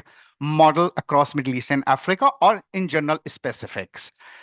So if you look at the legacy logic, transitional logic, and next-gen logic, these are the conceptual shift which is proposed by with this thesis. One legacy is, of course, how the model is working, product-centric, how we are changing on transitional level from legacy to platform, and then we build the next generation multi-tier model. So that's the conceptual shift we propose by this thesis from value creation distribution to ecosystem-centric orchestration. Research approval, literature review is basically based around the four key pillars which I have identified while doing the research for existing business model. Of course, the technology change and business model innovation, how the technology is shifting from the platform or hardware to services based, and the cloud-like commercial model challenges, etc. If you look at the academic from point of view, the literature, it was more on the risk of technology shift. They're talking about that. Managerial risk, if you look at that, managerial point of view, it was more on the technology side for paper use, recurring revenue, and agile redesign. And the implication that because we see the shift, we see a generic shift in the literature review, which is more for the matured market or Western market, not talking about the shift for Middle East and Africa region. Then we have of course, channel transformation, because the channel has to transform because we have a legacy distribution. So we have a legacy channel as well. So how the channel transformation and recurring revenue model is happening. One-time transaction is the channel, and right now it's moving more and more on the managed services. So literature review is talking about this shift, but they are not talking about this shift linking with the distribution model and not linking with the Middle East and Africa region per se. And why? Of course, the distributor has to support the entire, the legacy-based channel to the next generation channel through the new growth model or through the new revenue model. And of course, restructuring for the hybrid on-premise cloud. So a lot of literature review is available post COVID-19, and now also because there are a lot of developments are happening, technology era, of course, from a completely on-prem working to hybrid working or remote working. So that's the mix which we see that how one physical infrastructure is moving towards the more subscription based, how we see the value analysis through the future profit modeling, affordable cost structure, end-to-end value chain redesign. So these are the restructuring for the hybrid on-prem and cloud models, what we see in the literature review themes, which is consolidated for many documents or the scholars write-up, which is more focused generic on the technology side or more on the transformation side, rather than talking about the MEA specific growth model. So future portfolio also, we see that AI infrastructure, how artificial intelligence is evolving from hardware to the software base. We see a lot of cybersecurity integrated platforms which are coming, looking at the situation of the cybersecurity, hybrid and cloud-based, the cloud-based product which are, coming into the play. Internet of Things, robotics, financials, the governance, billing, and the financing innovations also. Financing innovations means how the entire financing is moving from single payment to a recurring model or the subscription based model. So all these, the literature reviews are talking about the trends, talking about the channel transformation, talking about the portfolio, and talking about the new the model which is built around the technology. So if I synthesize the entire literature review, these are the market, talking about the market complexity, talking about the service-led model, talking about the cloud commercial logic, ecosystem orchestration, and capabilities renewal. So this is how the entire the literature review becomes the analytical backbone for the methodology, coding, and model interpretation for the research. Methodology, of course, I have taken the qualitative because of the approach is more exploratory, interpretative, more focused on the depth rather than numerical testings, because it talks about more experience. It talks about the vendor pressure. It talks about the business model transition, etc. Unit of analysis, of course, is a purpose-based sampling.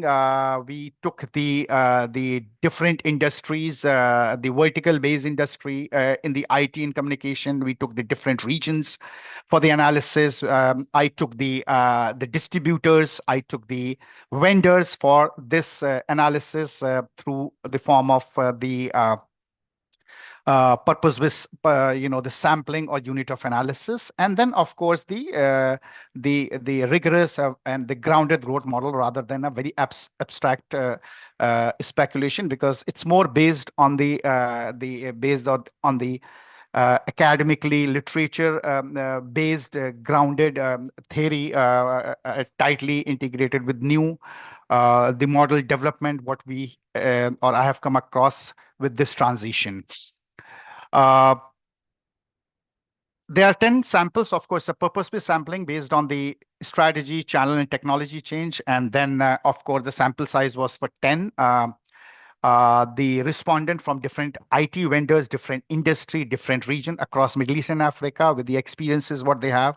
I had the 6 open-ended questions linked directly to the research objectives and the model components also. And it was, again, a very, very in-depth face-to-face or video conference-based interviews for 45 minutes to 60 minutes recorded for the transcription. So that was the sampling and interview approach or the protocol which I have taken for this study, absolutely linked with the objectives and the research questions, which was created in that. For the analysis point of view, I use the in vivo, of course, to organize the data, transcribe the data, and then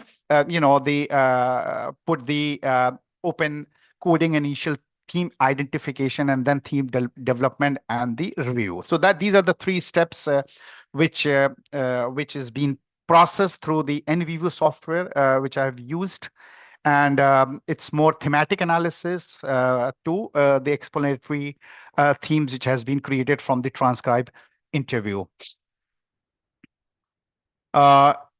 Trustworthiness, ethics, and analytic point of view, so it was triangulation. So based on the interviews, secondary sources, literatures, some of the reports which are more relevant industries, such as the Gartner's, McKinsey, and other reports which are more talking about the technology, more talking about the business model transformation, etc. Clear coding scheme for dependency, and the the audit trail style reasoning conformity is themes were perceived against the transcript rather than on the priority basis, and ethic is taken the maintaining the confidentiality of the data or the participants who participated for this particular study.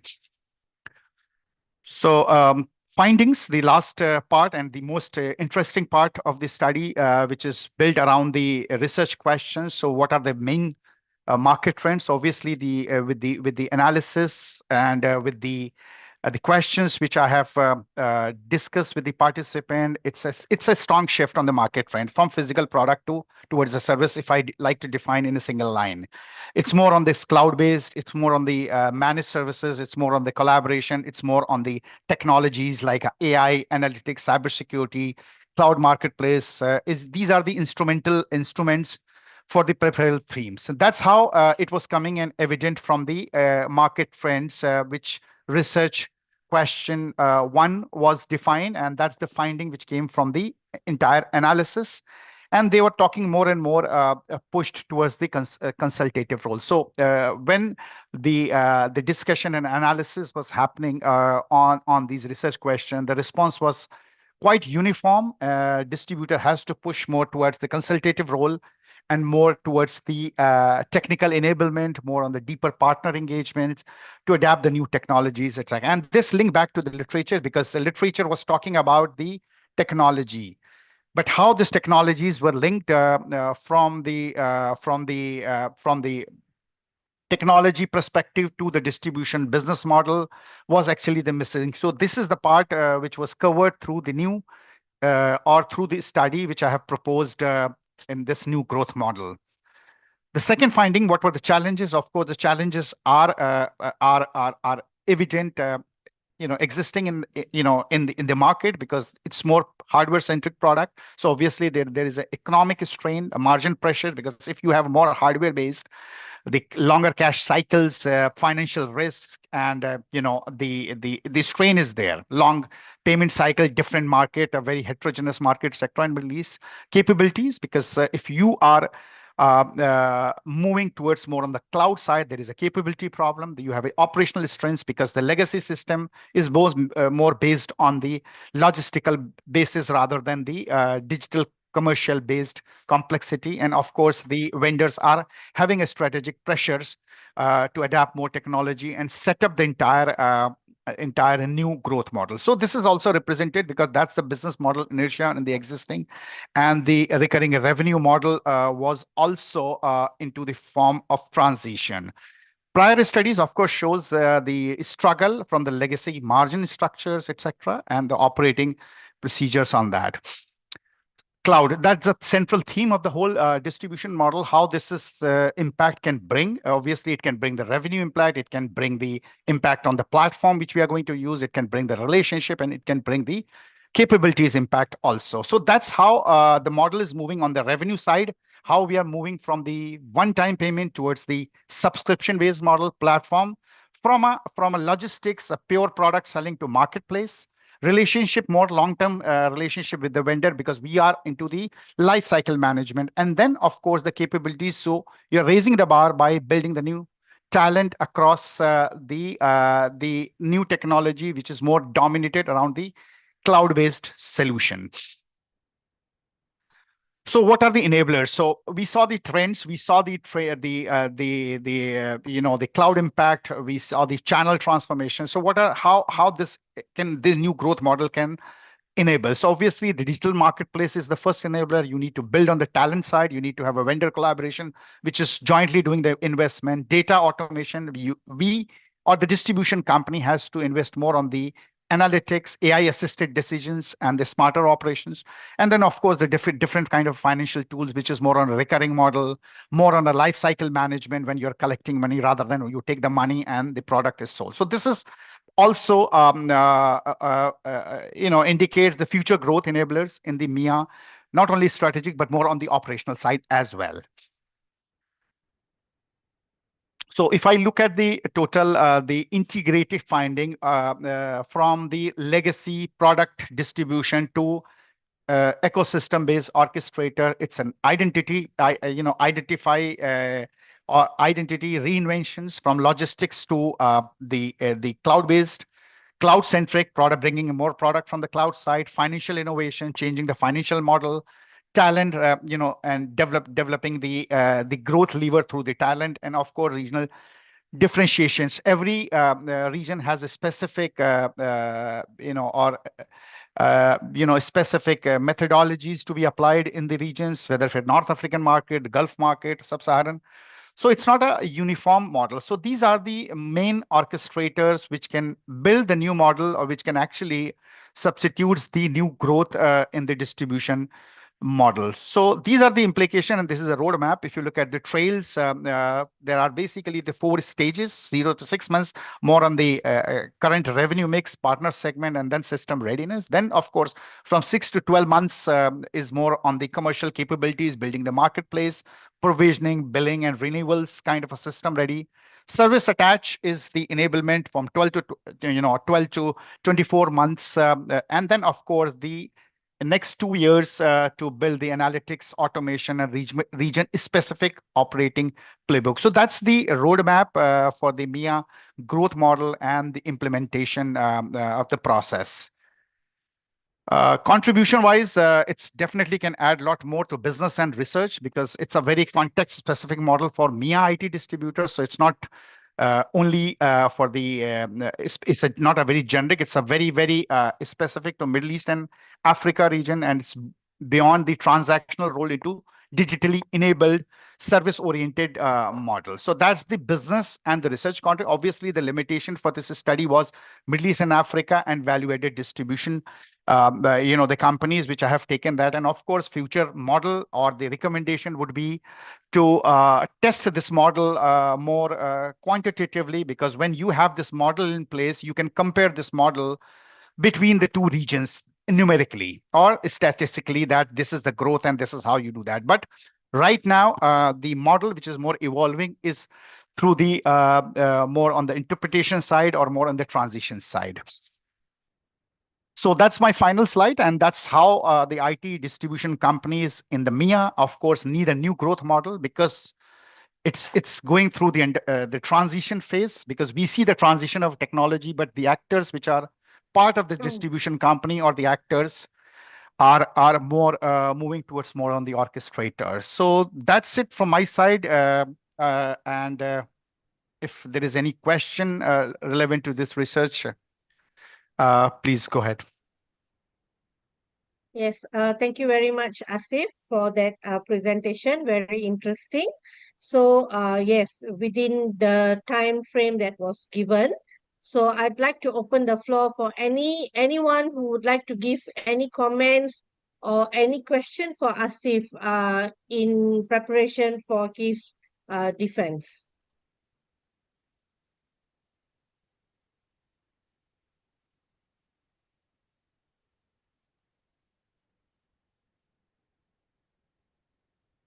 Asif, can you keep your screen shared, please?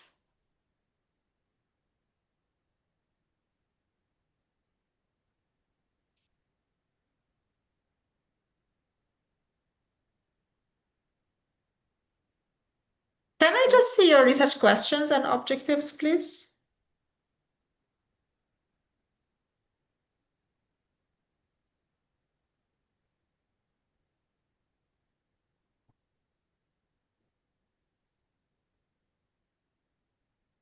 So You want me to put a full screen? No, it's fine. So what I can see here, you have 3 research objectives and 4 research questions, right?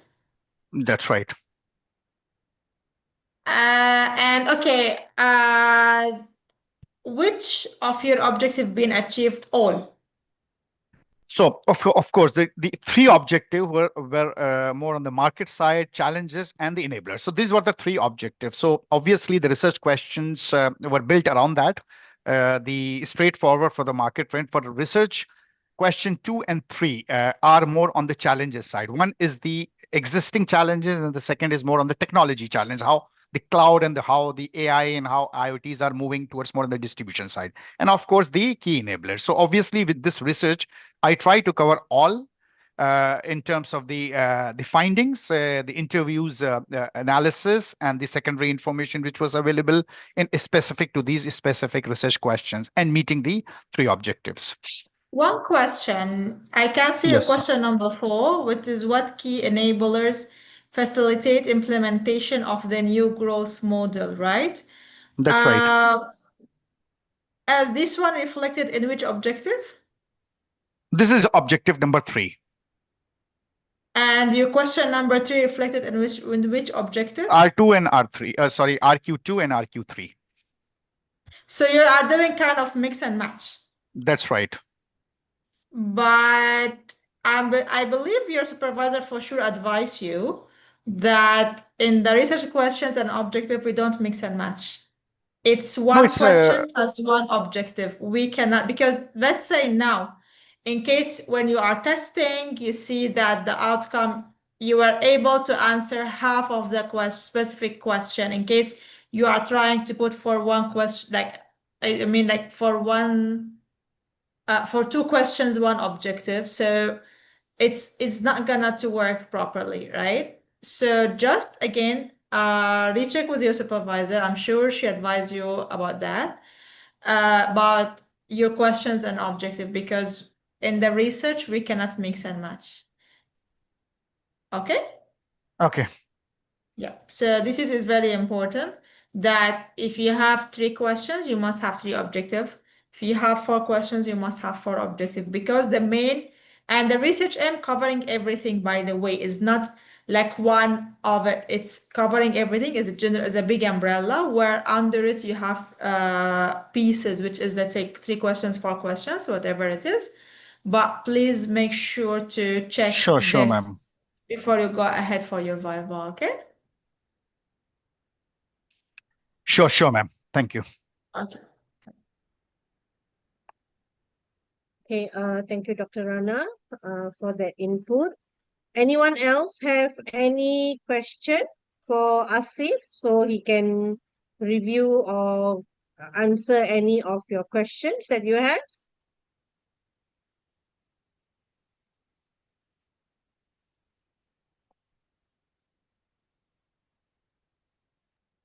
No one? Everyone is okay? All right. So, Asif, I wish you all the best in your Viva. I'm sure you'll do well. So, Thank you so with that, much, thank Jane, you. Dr. Jane. Thank you so much, all of you, Okay. listening to me patiently and for the support and the guidance throughout this journey. Thank you so much. Most welcome. I wish you the best. Please reach out to us if you want to Sure. have any clarification. Okay, we are more than willing to go through and guide you. Okay, so Thank you so with much. that, thank you everyone. So now we are in the second session whereby we've got 4 learners who are ready for their research proposal. So the first one would be Priscilla Regison. Are you ready? You Yes, can ma'am, I'm share. ready. Also, That's great. Okay, please share your screen. And for research proposal, I want to also congratulate Priscilla's supervisor. And also, just to remind that this is a 15 minutes session. So with that, Dr. Bedi, congratulations to you as well for bringing Priscilla to this stage of the research. So with that, Priscilla, over to you. You can start exactly 15 minutes from now. All the are you best. able to see my screen? Yes, yes. Can you put on a PowerPoint presentation mode, please? PowerPoint presentation. No. Yes, Is it okay now? yes, go ahead. Yes, go ahead. Hi, everyone. My name is Priscilla Rajasan, and my supervisor is Dr. Kanishka Bedi.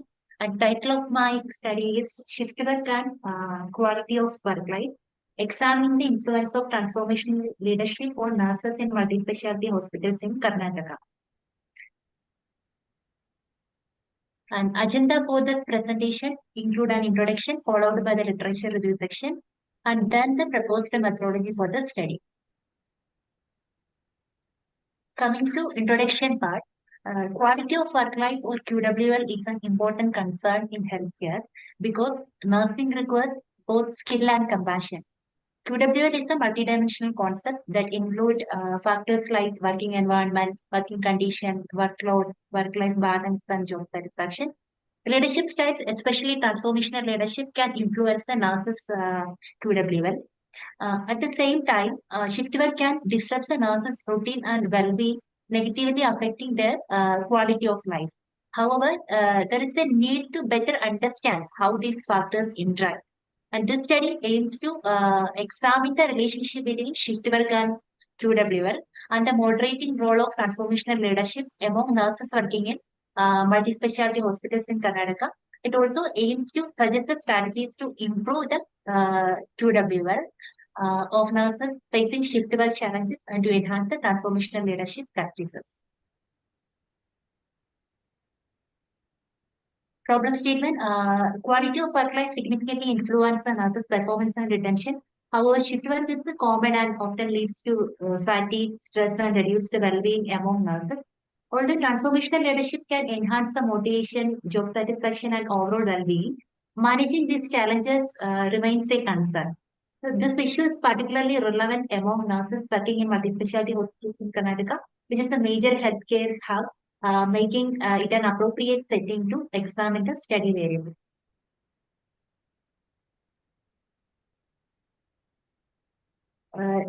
This study aims to achieve the following objectives. First one, to examine the relationship between shift work and quality of work life among nurses in multi-specialty hospitals in Karnataka. Second, to investigate the moderating role of transformational leadership between shift work and quality of work life. Third, to suggest strategies to improve the QWL of nurses facing shift work challenges and to enhance the transformational leadership practices.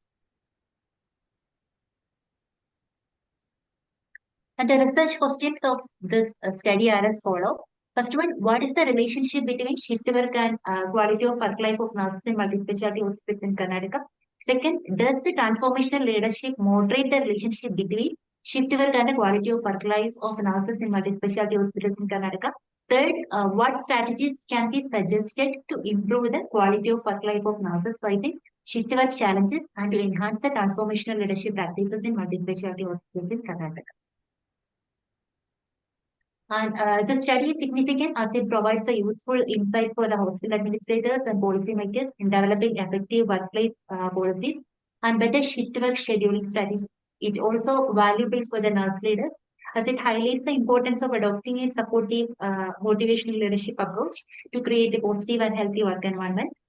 Furthermore, improving nurses' quality of work life can lead to the better patient care, quality, enhanced safety, and overall improved healthcare outcome.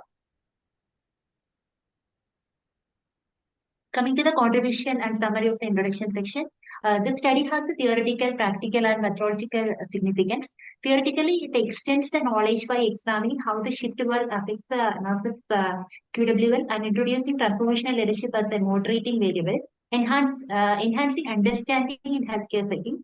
Practically, it supports the development of nurses-friendly shift schedules, provides insights into transformational leadership, and aims to improve the job satisfaction, retention, and patient care quality. Methodologically, it uses a quantitative approach, tests its moderating effect, applies the validated scales, and often a replicable framework for the similar studies. In summary of introduction section, quality of work life is essential of nurses' well-being and for delivering the high-quality patient care. Transformational leadership is emphasized to inspire, engage, and motivate nurses, while shift work creates the physical and mental strain and often disrupts the personal routine. The study focuses on examining the relationship between shift work and QWL and the moderating role of transformational leadership among nurses in multi-specialty hospitals in Karnataka. Coming to the literature review section, this section presents the existing literature on quality of work life of nurses, shift work, and transformational leadership. It also presents a proposed conceptual framework. Further, it identifies the underpinning theory. Finally, this section outlines the development of the research hypothesis.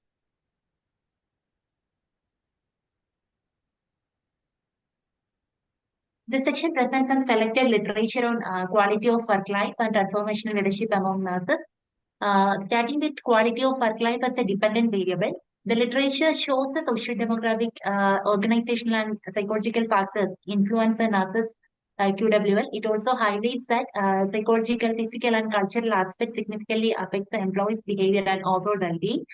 Moving to the shift work as the independent variable, studies indicated that the individual, organizational, and psychological factors influence the shift work pattern. Additionally, nurses working night shift face multiple challenges which impact their physical health, mental well-being, and social life. Finally, transformational leadership as the moderating variable. The literature suggests that this leadership style fosters supportive and inspiring work environment. It also associated with reduced burnout and stress, along with the improved job satisfaction, engagement, organizational culture, and retention. Coming to the research gap, studies have been conducted on nurses' quality of work life, highlighting its importance of well-being, retention, and quality of care. Research has also examined the challenges of shift work on the nurses. However, no studies have directly linked the shift work to the quality of work life of nurses. Additionally, transformational leadership has been found to positively influence motivation, engagement, and job satisfaction, but its potential moderating role in this relationship between shift work and the quality of work life has not been examined, particularly in multi-specialty hospitals in Karnataka. Therefore, the study aims to examine this relationship, and the study also suggests strategies for improving the QWL of nurses working in shifts and enhancing the transformational leadership. Coming to underpinning theory, this study is grounded under the job demand resource theory. The theory is widely applied in human resource management to understand the employee well-being, motivation, and performance. It categorizes the workplace factors into two broad groups, namely job demand and job resource. And it can be applied across a variety of occupational settings. In this study, shift work is conceptualized as a job demand, as it can create a physical and psychological strain among nurses. Transformational leadership is identified as a job resource. They provide support and motivation within the workplace. A core proposition of the JDR theory is that interaction between job demand and job resource determines employee's outcome. Therefore, this theory is used in the study to examine how the shift work as the job demand affects the quality of work life of nurses, and how the transformational leadership as the job resource influences this relationship and the overall outcome. This slide presents a conceptual framework of the study.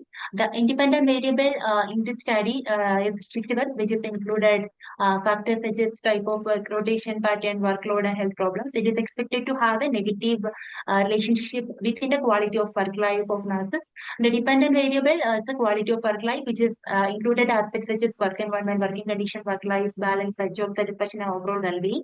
And transformational leadership is considered as the moderating variable, which include the dimensions such as motivation, individual consideration, inspirational influence. A positive moderating effect is expected. Coming to hypothesis and summary of this literature review section, this study includes two main hypotheses, each with a corresponding null hypothesis. And in summary, shift work has been identified as the independent variable and transformational leadership as the moderating variable, QWL as the dependent variable. Based on the JDR theory, shift work is conceptualized as the job demand, while transformational leadership is viewed as a job resource, helping to understand their influence on the QWL among nurses. Coming to the methodology section, coming to methodology part, this section outlines the systematic approach that will be adopted to achieve the study objectives. It will describe the research design, methods of data collection, and techniques to be used for data analysis. It will also emphasize the steps that will be taken to ensure the reliability, validity, and accuracy of the findings, providing a strong foundation of the study.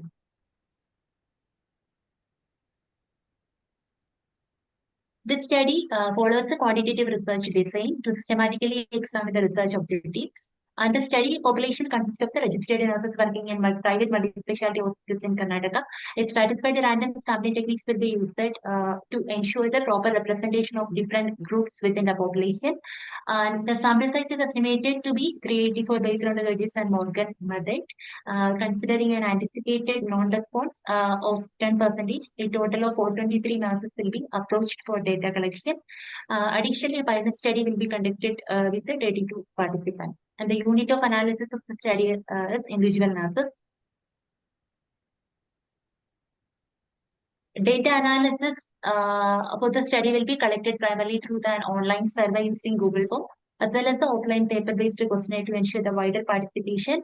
The research instrument using a structured questionnaire. The section A of the questionnaire includes the demographic profile of the respondent, and section B focuses on the key variables such as shift work, transformational leadership, and the quality of work life. The responses will be measured using the 5-point Likert scale.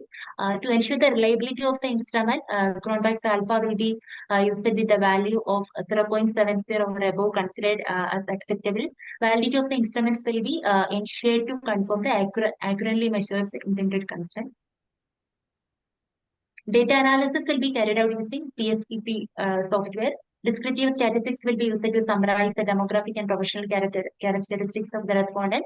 Correlation analysis will be applied to examine the relationship among shift work, transformational leadership, and the quality of work life. Further, the regression analysis will be used to assess the effects of shift work and quality of work life, and to test the moderating effect of transformational leadership. In terms of ethical consideration, ethical approval will be obtained prior to the study. Informed consent will be taken from all participants, and confidentiality of the data will be strictly maintained throughout the research process. Coming to the limitation and summary.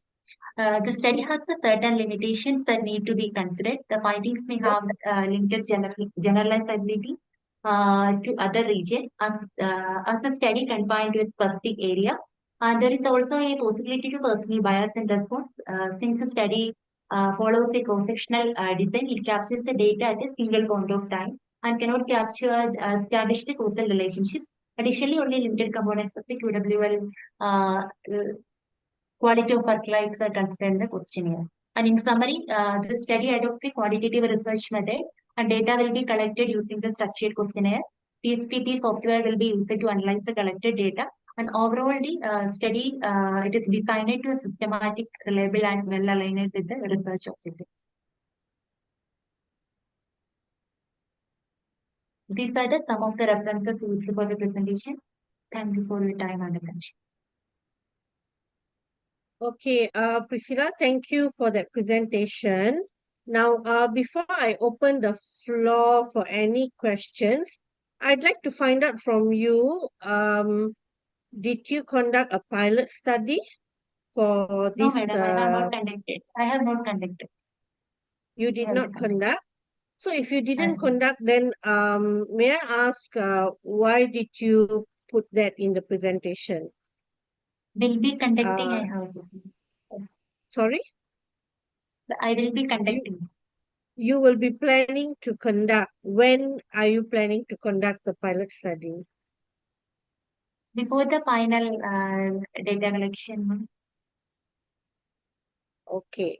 So for pilot study, it should be already done during the research proposal stage, not after that.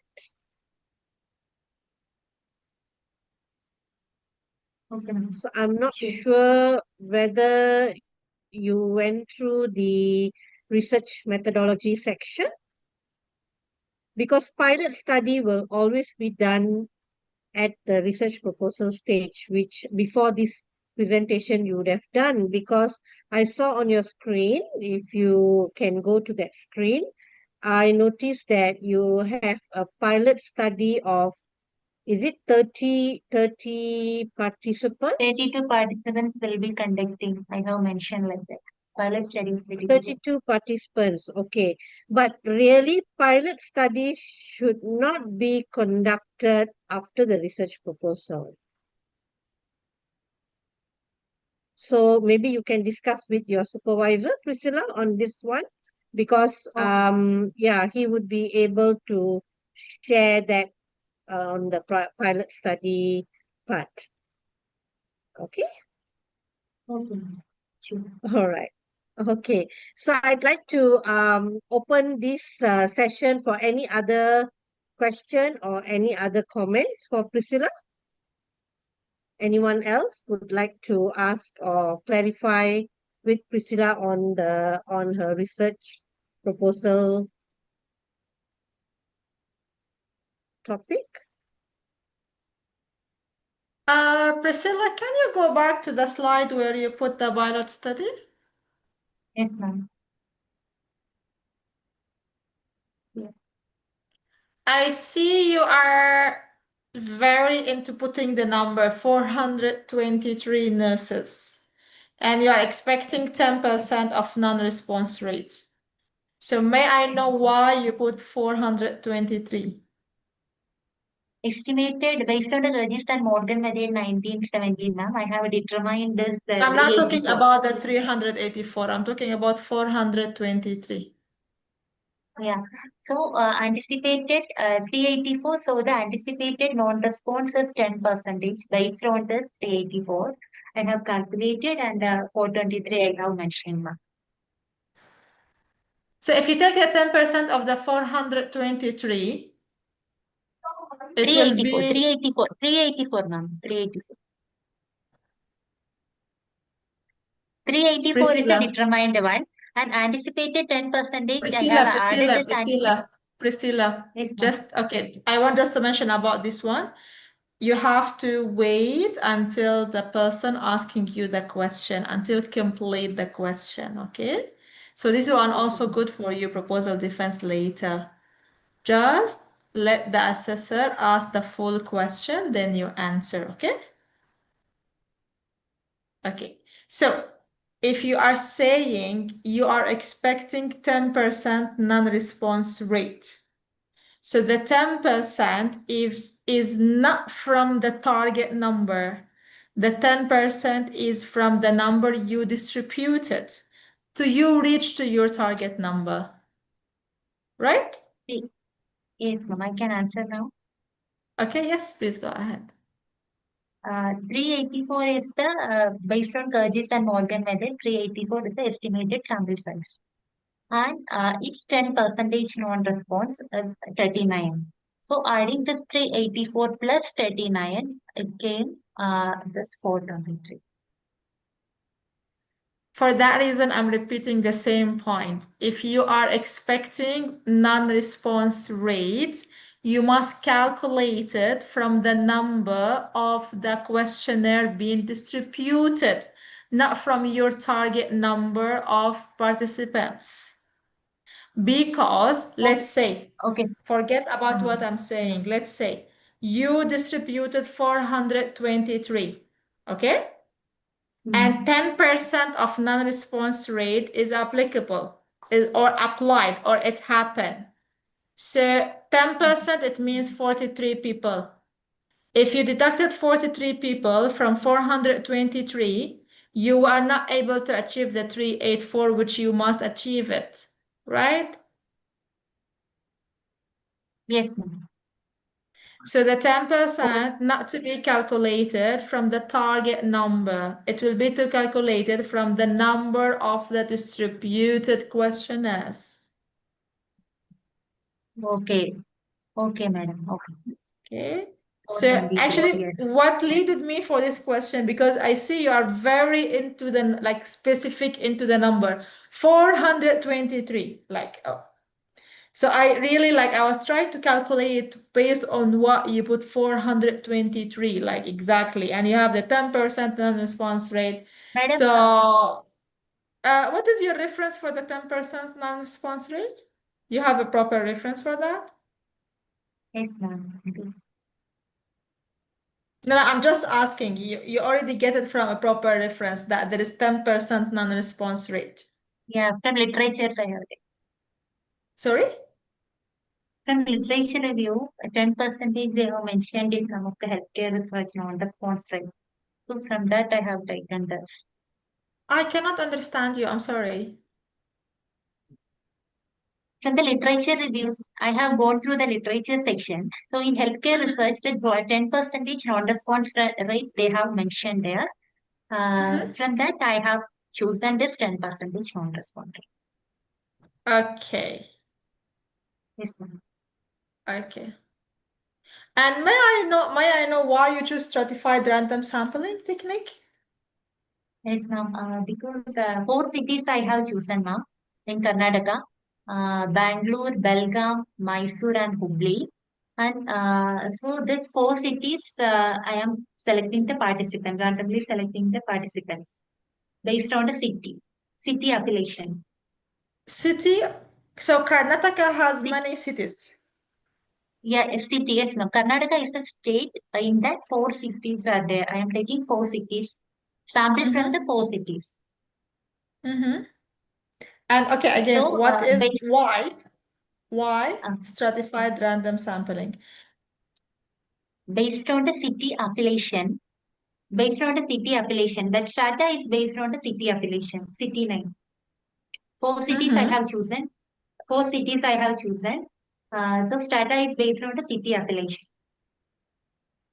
So you are using the geographical areas Yes, to ma'am. justify the Geographical. stratified sampling. Yes, ma'am.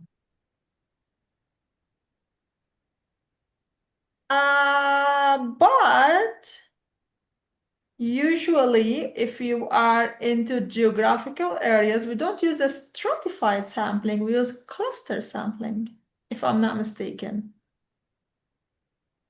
Can you just Sure, ma'am, I will check check it. about this once again, okay, before you go for your proposal defense? Just double check about the proper justification for using stratified sampling, because stratified sampling is not due to different geographical areas. It's mostly because your population is heterogeneous. So you divide it into homogeneous strata, and then you select randomly from every strata, right? This is the justification for stratified sampling. But if your main justification is because they are from different geographical areas, like different cities, okay? So you need to check another sampling method, which is, I believe, is a cluster sampling method.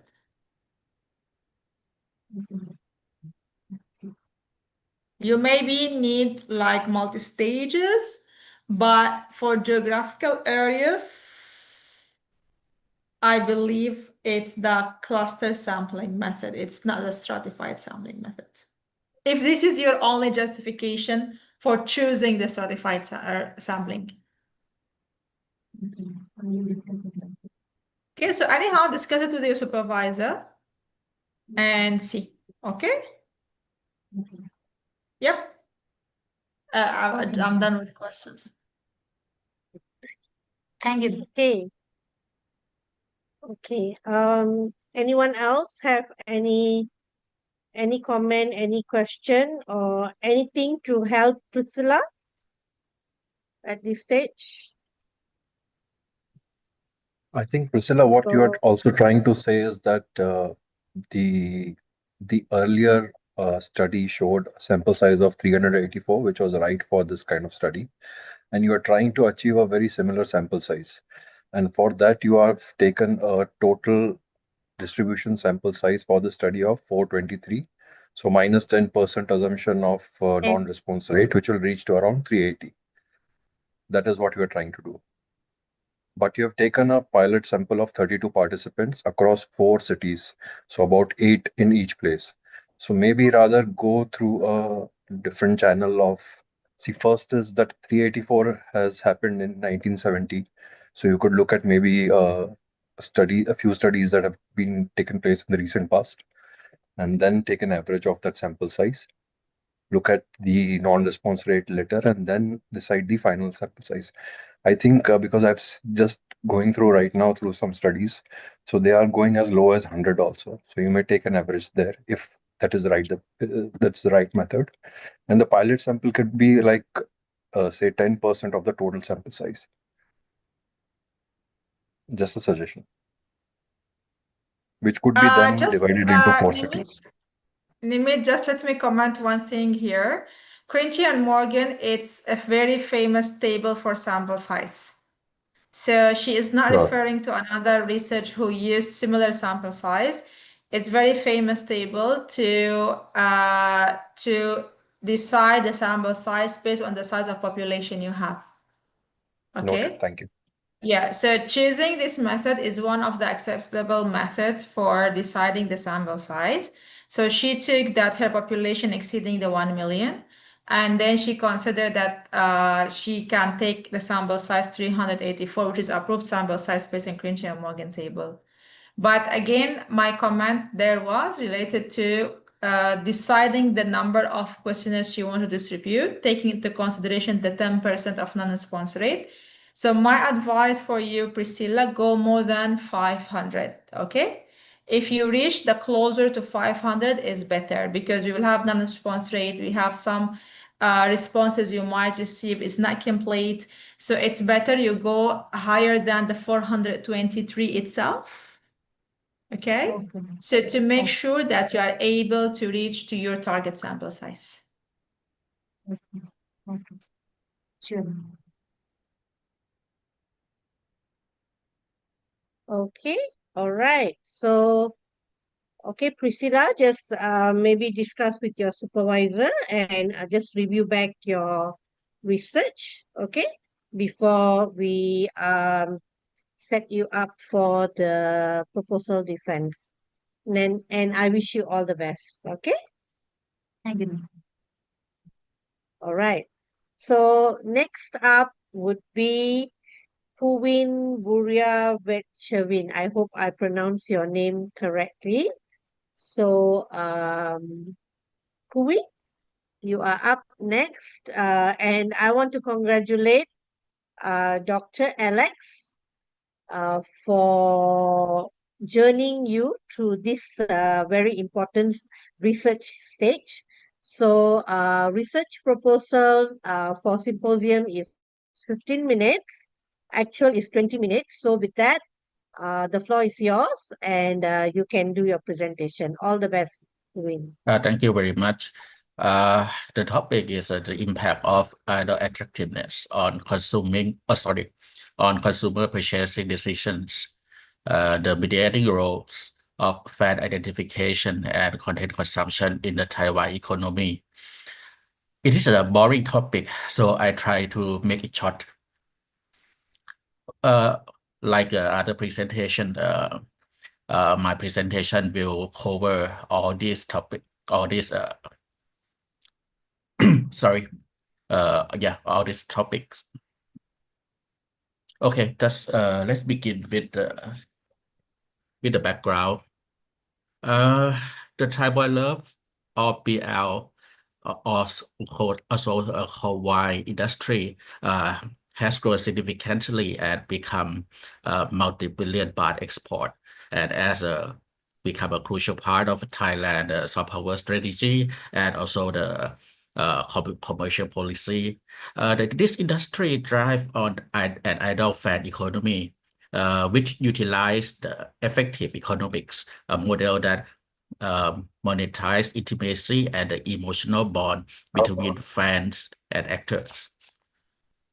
Production companies strategically create a so-called imaging coupons using fan services and shipping to blur the lines between fiction and reality. This creates a highly engaged consumer, which sometimes are referred to as a pure gold by stakeholders because of their high spending. Nevertheless, existing research has almost exclusively focused on the socio-cultural aspect of this phenomenon and leaving a lack of empirical and quantitative data on consumer behavior in this industry. So this brings us to core problems.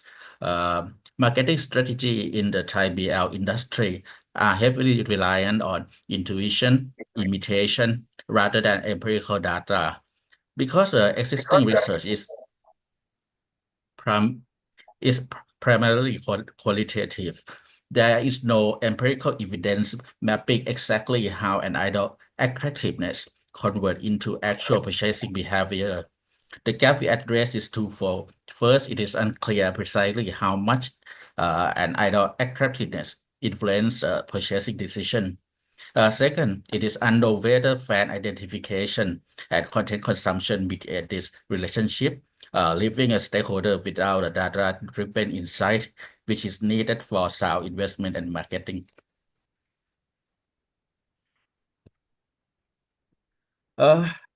Overall, my research asks what makes fans spending money, and to address the what I already mentioned, my research set out seven objectives and seven corresponding questions.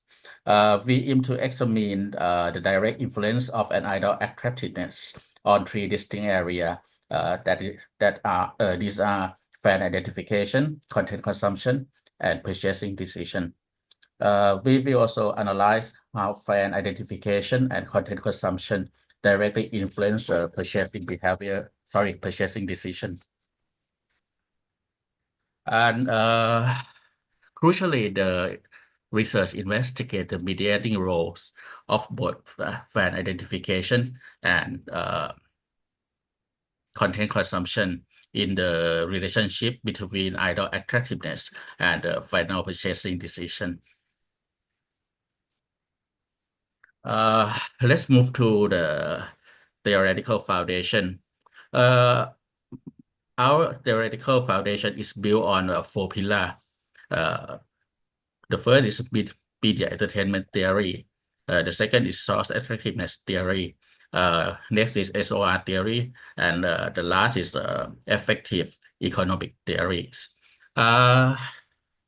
Media entertainment theory is explain why consumers seek BL content, which is explained that this is because the consumer need to fulfill the hedonic pleasure, gratification, and biopsychological social appeal of sexual content in the media.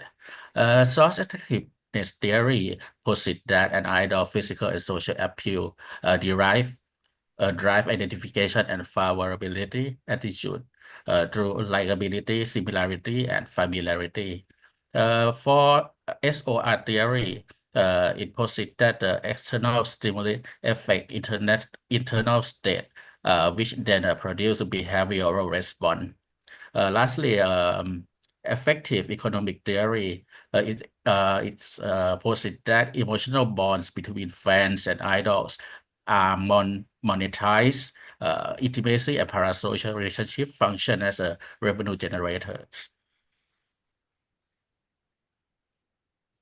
To clarify some key terminology, the Thai BL feature romantic relationship between the young male actors. The idol fan economy is treat this actor as a human brand. The Kujin or the Imagine Kuber refer to actor market as a romantic pair to sustain fan spending, which is supported by a deliberate fan service and shipping content.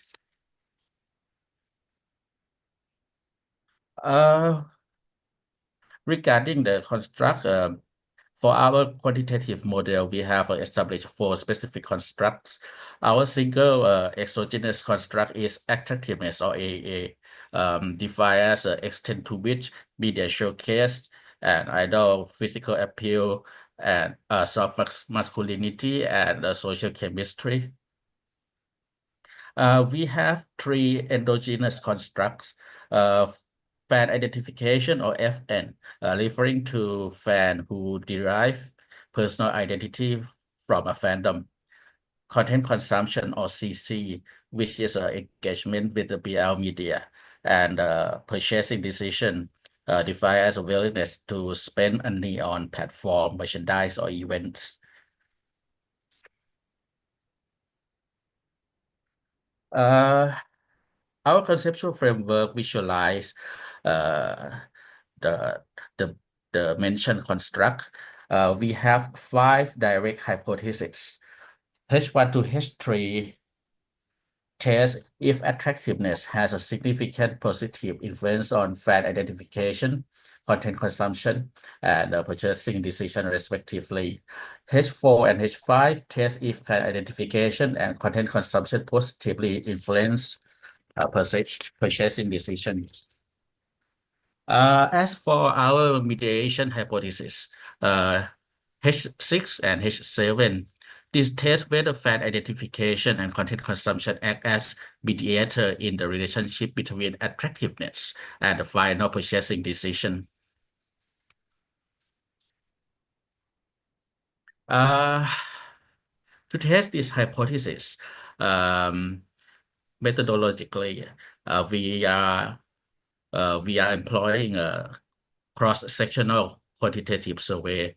That is, we focus on like a snapshot at one point in time. So, of course, there is a limitation, like we cannot see the dynamics or changes within the different times. Anyway, data will collect via SurveyMonkey platform, but initially it should be in March and April, between March and April, but of course it has to be delayed. Our target population is local Thai BL drama, that is Thai citizens age 14 and older, utilizing purposive convenience sampling. And on this point, I may change to the age 18 due to the IRB procedures, which I hate that. Anyway, we require minimum sample size of 119 respondents determined via G powers, and the instrument will use a 5-point Likert scale alongside binary items. Data analysis will be conducted using PLS, SEM, or partial least square structural equation modeling via the software Smart PLS 4.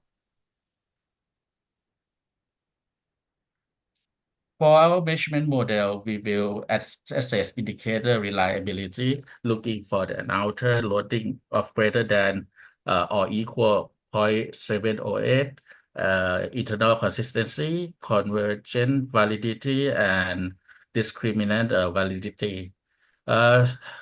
Structural model assessment will include VIF analysis for collinearity, and then the bootstrapping for the path significance. Pilot study were done with the 50 respondents, and it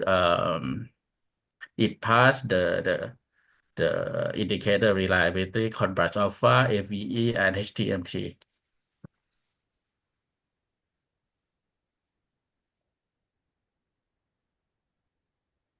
Regarding the expect contributions, we anticipate that this research will provide contribution on 3 fronts. Directly, it integrates multiple distinct theories into a unified framework and provide novel applications of theories to the BL context, the BL industry context. Methodologically, it addressed the existing gap in quantitative literature by translating abstract concepts into quantifiable indicators. Practically, this will enable production company to transition from intuition or imitation based to data-driven marketing strategies, optimizing economic gains and supporting government investment in the soft power area. Thank you. Thank you so much, Puvin, for that very interesting presentation. Something very new topic. So with that, I would like to open the floor for any question, any comments to Puvin. Anyone want to ask any clarification? Perhaps Puvin? on the research, yes. Yeah. Puvin, can you go back to your questions and objective slides? Sure.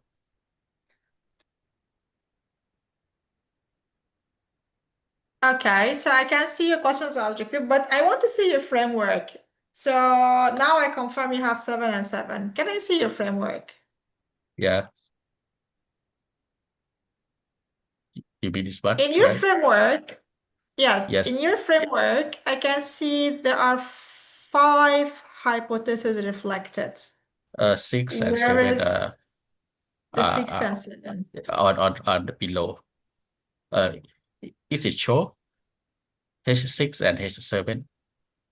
So the fund identification as a mediator between the attractiveness and purchasing decision, and Yes, also the content consumption as a mediator.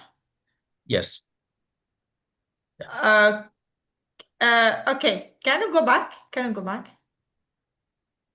But you are also testing the direct relationship between the Yes, attractiveness and purchasing decision, right? yes, yes. So from statistical point of view, do you think there is a direct relationship? Based on literature, it should have a lead to the purchasing decision. So there is a direct relationship. That should be. So if there is a direct relationship, why do we need to propose a mediator? Because usually the mediator there is no direct relationship, so we need to have a mediator. Because for example, according to the pilot study, the how to say the influence is quite low. But when we put another two mediators, we can see that it mediate the relationship and make the influence higher. Don't you think this is a definition of moderator instead of mediator? Mediators. No, you said there is a direct relationship which is weak, but Yes. adding the variables, which is fan identification and content consumption, improving that relationship, right? Yes. Or making it stronger. Yes. So don't you think that is the definition of the moderator instead of the mediator? Maybe I not explain that well, but yeah, it's need the mediator to have to reach the dependent variable. So it means there is no direct relationship. Based on literature, it should be direct relationship. So if the literature is saying there is a direct relationship, for what reason you are proposing a mediator? Anyhow, it's fine. Just put that question in your mind and go through that again. Okay, discuss it with your supervisor. Do some reading about definition of mediator when we propose mediator, definition of moderator when we propose moderator. Okay? Okay, And thank you. think about that before, please. Okay? Okay, thank you. Over to you, Dr. Jane. Okay, thank you. Thank you, Dr. Rana, for that feedback. So, Bhuvin, you can discuss with Dr. Alex and then go through your paper, okay? So, thank you very Yes. much for the very interesting topic, and I wish you all the best, Bhuvin. Thank Okay? you. So, next we have Tanun Chai Satapon. Also, supervisor is Dr. Alex. So again, congratulations, Dr. Alex, and also to Tanun Chai for reaching to this level of the research progress. So with that, you can go ahead and do your presentation. Can you please switch on your video? Are you able to switch on your video, Tanun Chai?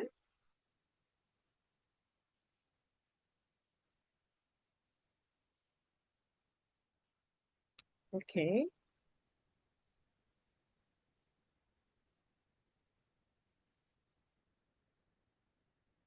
Okay, Tanun Chai. So research proposal, Okay. you have 15 minutes, so you can start Yeah. your presentation. Thank you. Okay. Good night for everybody, Dr. Rana, Dr. Jane, Dr. Alex, and all attention.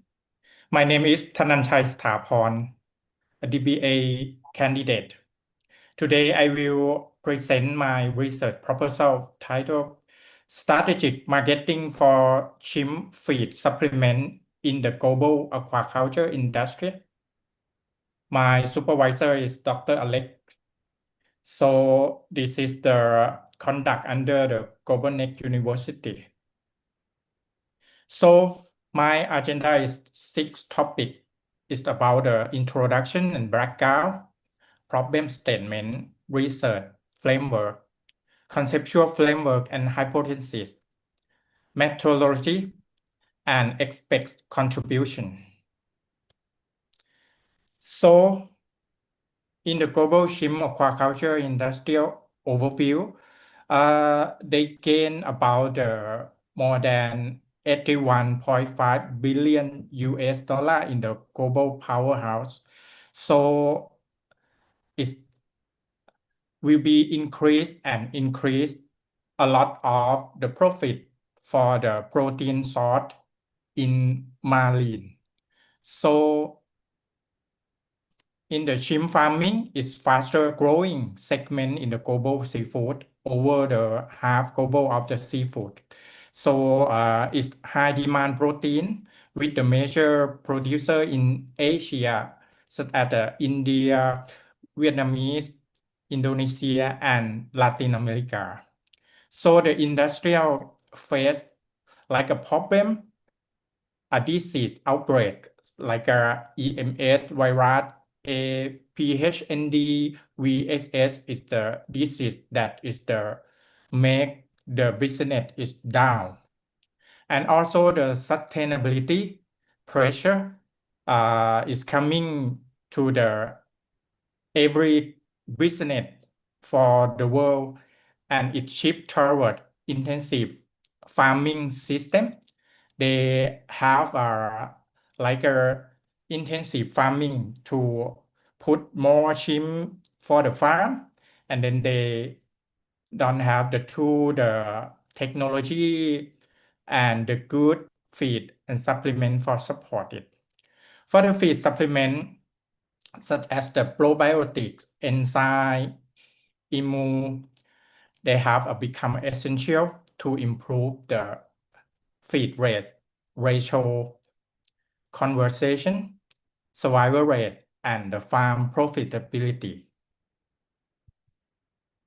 So for the introduction, background, and motivation, so you can see the global shrimp aquaculture in the world. This is the region that they are produced for the world food of shrimp. So they have like a problem. It's grow up and down, grow up and down. It need to be a structure, a market entry strategic approach. And then, as I said, the sustainability requirement for the like a law, the new inquiry for the world for the shrimp aquaculture is also important things also. So for the problem statement, my research gap in the global marketing entry. For the shrimp supplement firm face the inconsistent success when they enter the global market. It limit empirical evidence exit on the strategic fit.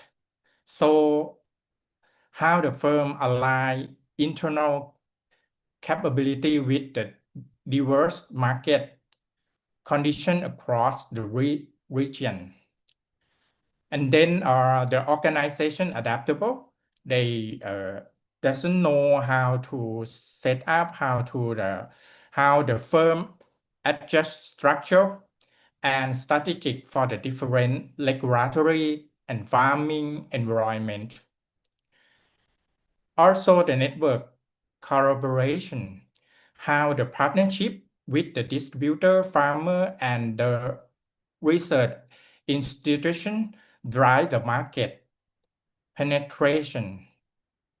And the last one is the sustainability positioning, how the environment and social responsibility influence market acceptance.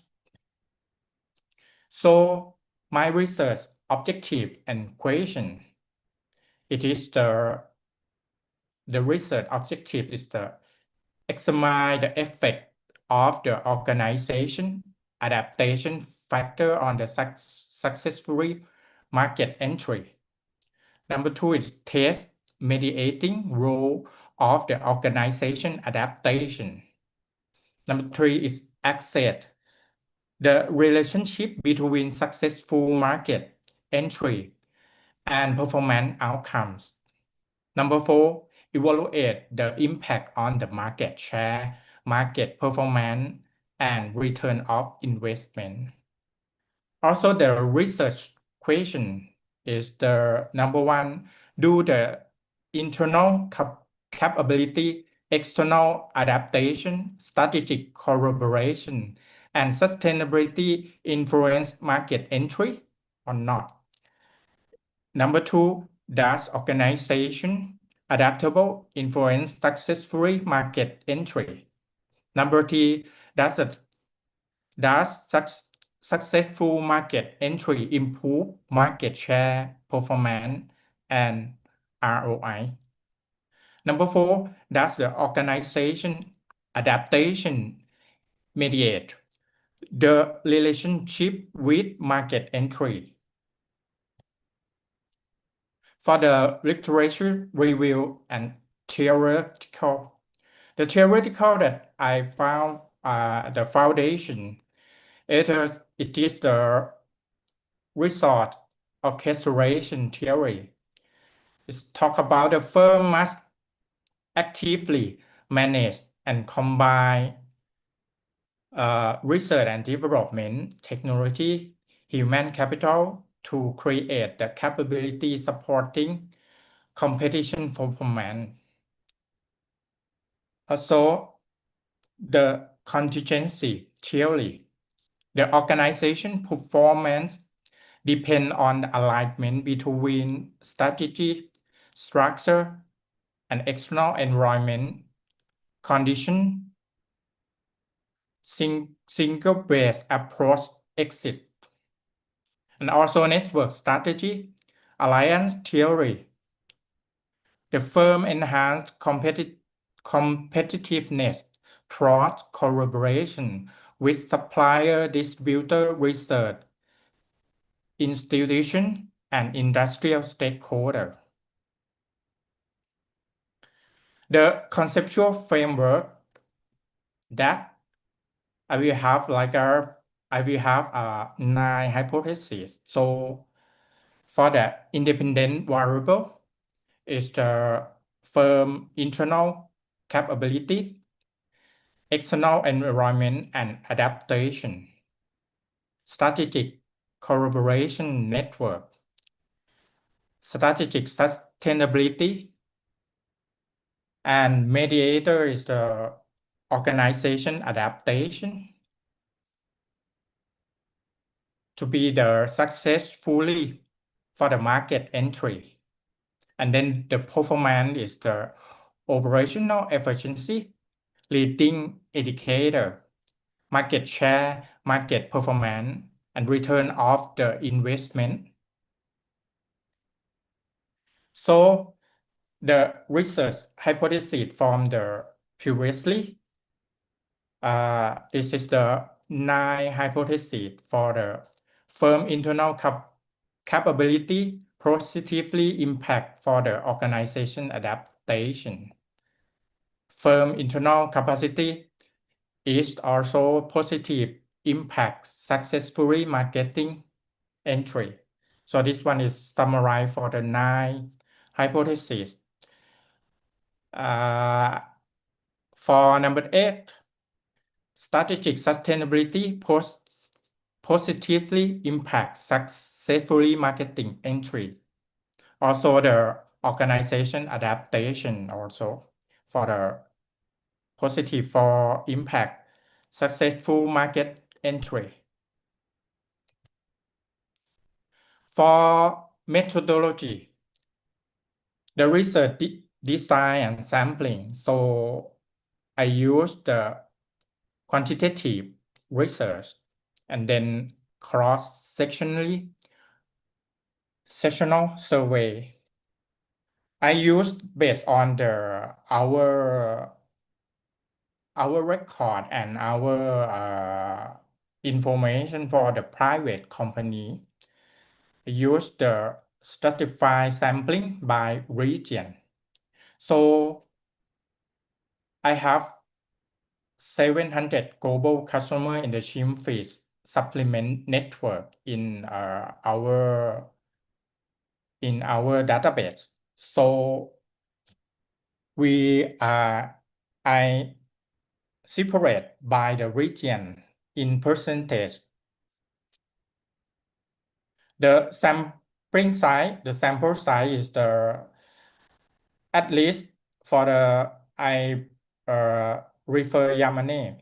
So at least it's the 255 response that, and I addition 10% for the maybe some is incomplete or not like not fulfill in the questionnaire is not complete. So I spare addition is 10%. So it's totally is the 280. The instrument structure questionnaire. So I used 5-point Likert scale. The pilot test, I test 35 respondents, or the contrast is the alpha is the more than 0.7. So you can see the sampling by region. For the Asia, in the base database is the 50%, Latin America 25%, North America 10%, Europe 10%, Middle East 3%, and Africa is 2%. So this one is the refer the Y Louis for the PLS SEM. For the methodology, data collection analysis plan. So I used online survey, a Google form, and industrial channel that we have the VIV, the Health and Nutrition Asia 2026 at Bytech, Bang Na, Bangkok. So the target survey is the 280 survey, and the timeline is 8 weeks. So I use the PLS SEM analysis, the threshold. So analysis workflow is the describe statistic, the frequency, the mean, the SD, and then the responded characteristic. Number 2 is the measurement model. So I use the reliability structure model. Yep, it's part of the coefficient.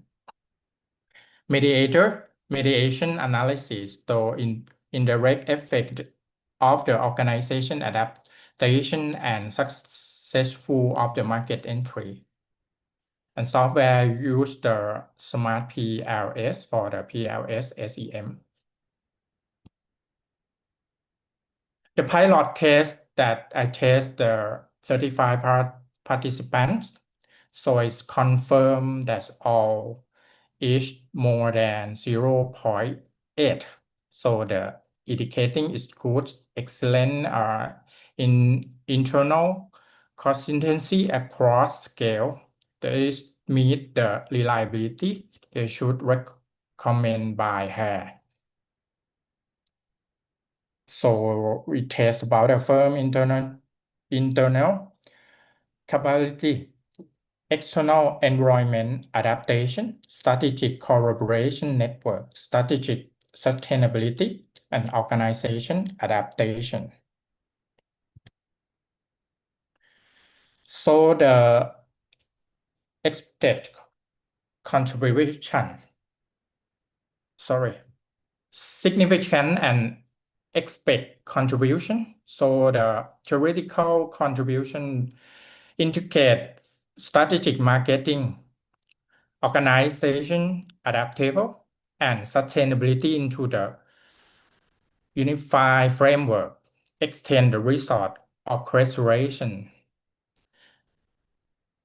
Also, the managerial, empirical, provide actionable insight for the manager on the develop collaboration network, marketing capability, and adaptive for the strategy, help firm design effective strategy for the entry, the new international aquaculture market.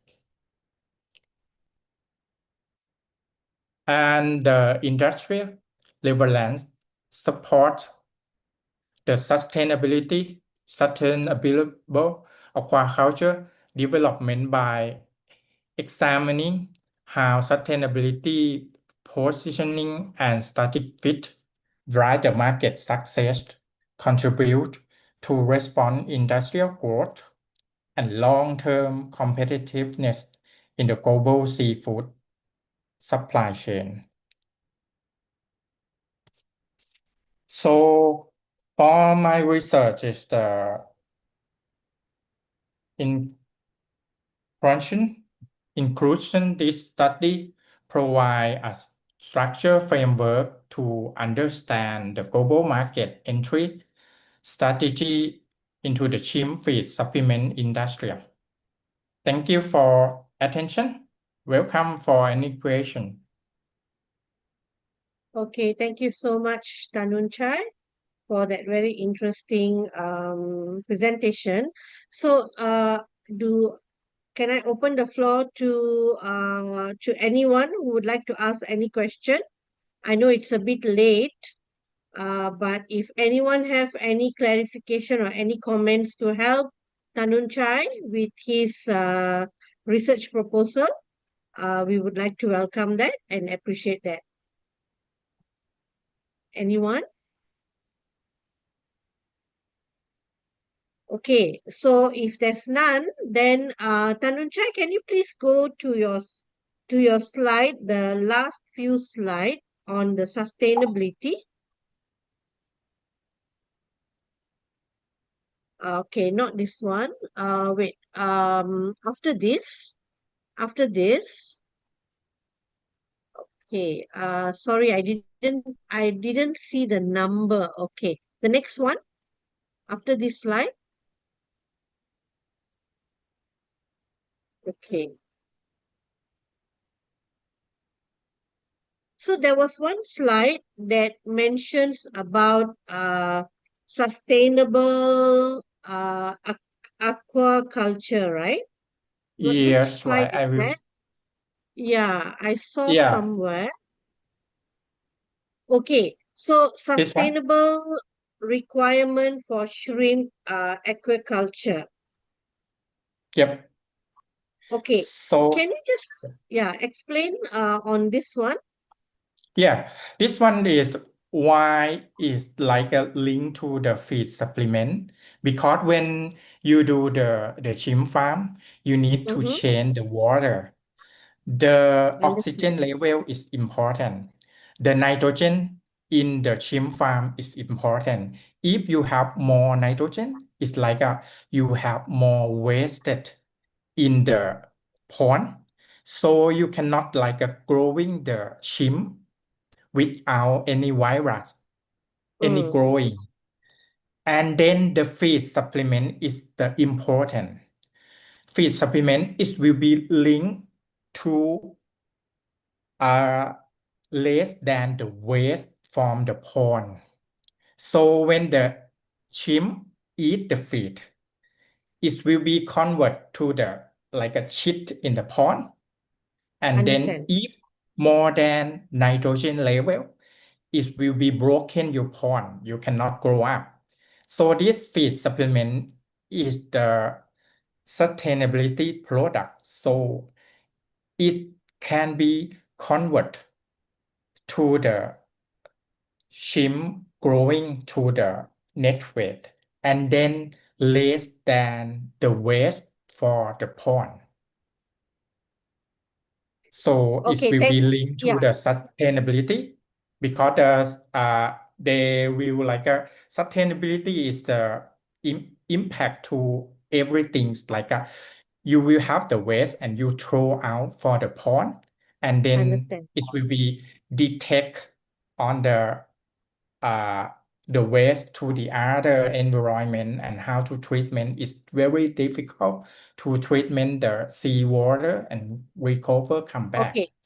All right. I really understand this part, but I want to know whether the sustainable requirement is it got to do with any of the SDG goals? In the SDG goal, yes, right. Yes. Yes, yes. Is there any connection with SDG goals? Yes, it's connection So into the yes. which SDG goal that is very near to your study? Which number? We have 17 goals, right? You know which one I'm Yes, talking about? The sustainable development. yes, I can explain you sorry, in my yes. So you can see the strategic sustainability is one, Okay, and we have the environment sustainability, the okay, innovation capability, and the financial growth for the strategic okay. sustainability. Yep.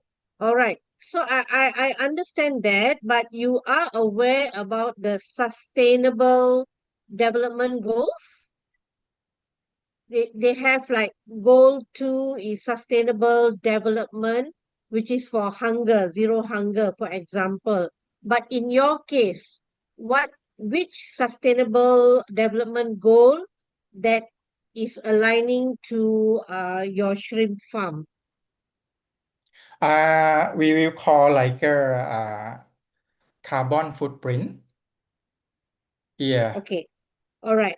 So Yep. maybe you want to just maybe Dr. Alex, you would like to share or discuss with Tanun Chai, because I'm just a proposal looking into the 17 goals from the sustainable development, which is the SDGs, to see whether there is a match with what Tanun Chai's paper is. So then, And Chai, if yes. there is, yeah, And then, Chai, you go have ahead. to talk about the SDG. And I think actually you already added in your paper, but you didn't say about it.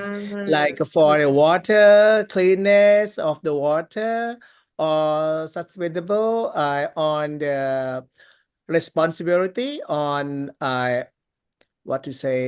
consumption and production. When you make some production, as you mentioned about the trimmed waste, and which is if you not have a good manage of the waste, it's gonna affect the production without responsibility for something like, for example, the life below water and Yeah. the sea, the something like industrial as well.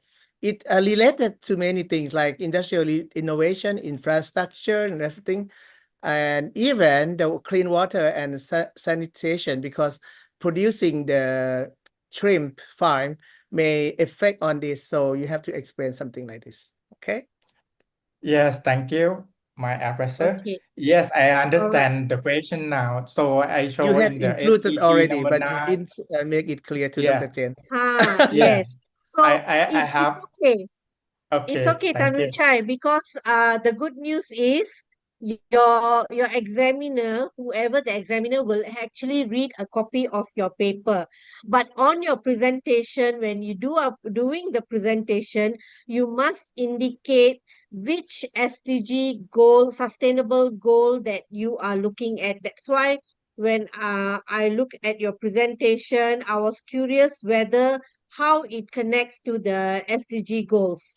So maybe somewhere in your slide, even at the beginning or even at the contribution slide, you could put in reference to which goal, because there is 17, right? So you Yes, need to right. identify which one based on your writing. So if Okay. that is put there, then at least your examiner is not going to ask you a question on that during your research proposal, even though it's already in your paper. So you make it very clear in your presentation. Okay? Yes, thank you All right. for Dr. Okay. Chen for the question. Is very, yes, it's very useful for me. Yes, Yes. I have mentioned in my research is SDG number 9 and SDG number 12 Excellent. Yes. for the You see, you're responsibility able to of code. consumption. Yes, but I need to Yeah, you're put in able the, to code. okay, You put it in the slide. Yes, you just okay, put it on the slide to make your slide more stronger. Okay?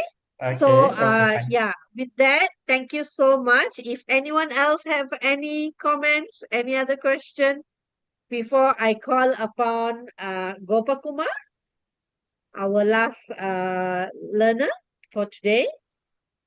So with that, there's no question. I wish you all the best, Tanan Choi. Very excellent topic. I wish you all the best. Okay. Thank you, thank So you. Gopakumar, last on the list. Nevertheless, we're looking forward to your session. So you may share your screen. Yeah. One second.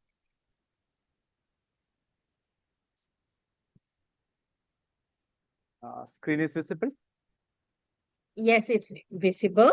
So Yeah. you are on a research proposal. So right now I would like to congratulate you and your supervisor, Dr. Aki, for reaching to this milestone of the research. So with that, this symposium, your research proposal will take about 15 minutes or less. And wish you all the best. You can start your presentation now. Thank you. Yeah. Thank you and good evening. Welcome to Proposal Defense on AI Adoption for MSMEs in India. My name is Gopakumar Ambujashan. You can call me Gopa short. Okay. So the background of the study, as everybody knows, that AI is becoming a mainstream business capability after rapid adoption of Gen AI tools like ChatGPT, Gemini, and all. And this AI offers significant opportunities for MSMEs also to improve the productivity, operational efficiency, even innovation, help them to reach market and overall competitiveness. So there are studies which demonstrate AI adoption leads to tangible business benefit, including improved customer satisfaction, cost reductions of around 15%, and enhanced forecasting accuracy. So these are the basic use cases which studies demonstrated. We have a tangible benefits. The large enterprises can absorb AI without much difficulty because they can absorb the cost. They have enough skill set or skilled resources. But MSMEs faces a big challenge due to financial constraint, lack of skilled manpower, and higher perceived risk. So when it comes to emerging economies like India, AI adoption is further constrained by digital infrastructure limitations, especially in rural areas, skill shortages, evolving policy frameworks, and concerns related to data privacy, ethics, and workforce displacement. Coming to problem statement, sorry. So Indian MSMEs recognize the potential of AI, but they are slow. They show slow adoption because of limited readiness in infrastructure, data maturity, skilled workforce, financial capacity. These are all the basic requirement which is required for the AI adoption. So this due to the skills set limitation and limited budget. They lack the execution capability of AI projects. So they may not be able to identify the right resources and the roadmap to execute the project. They may not have the skilled resources to execute AI projects.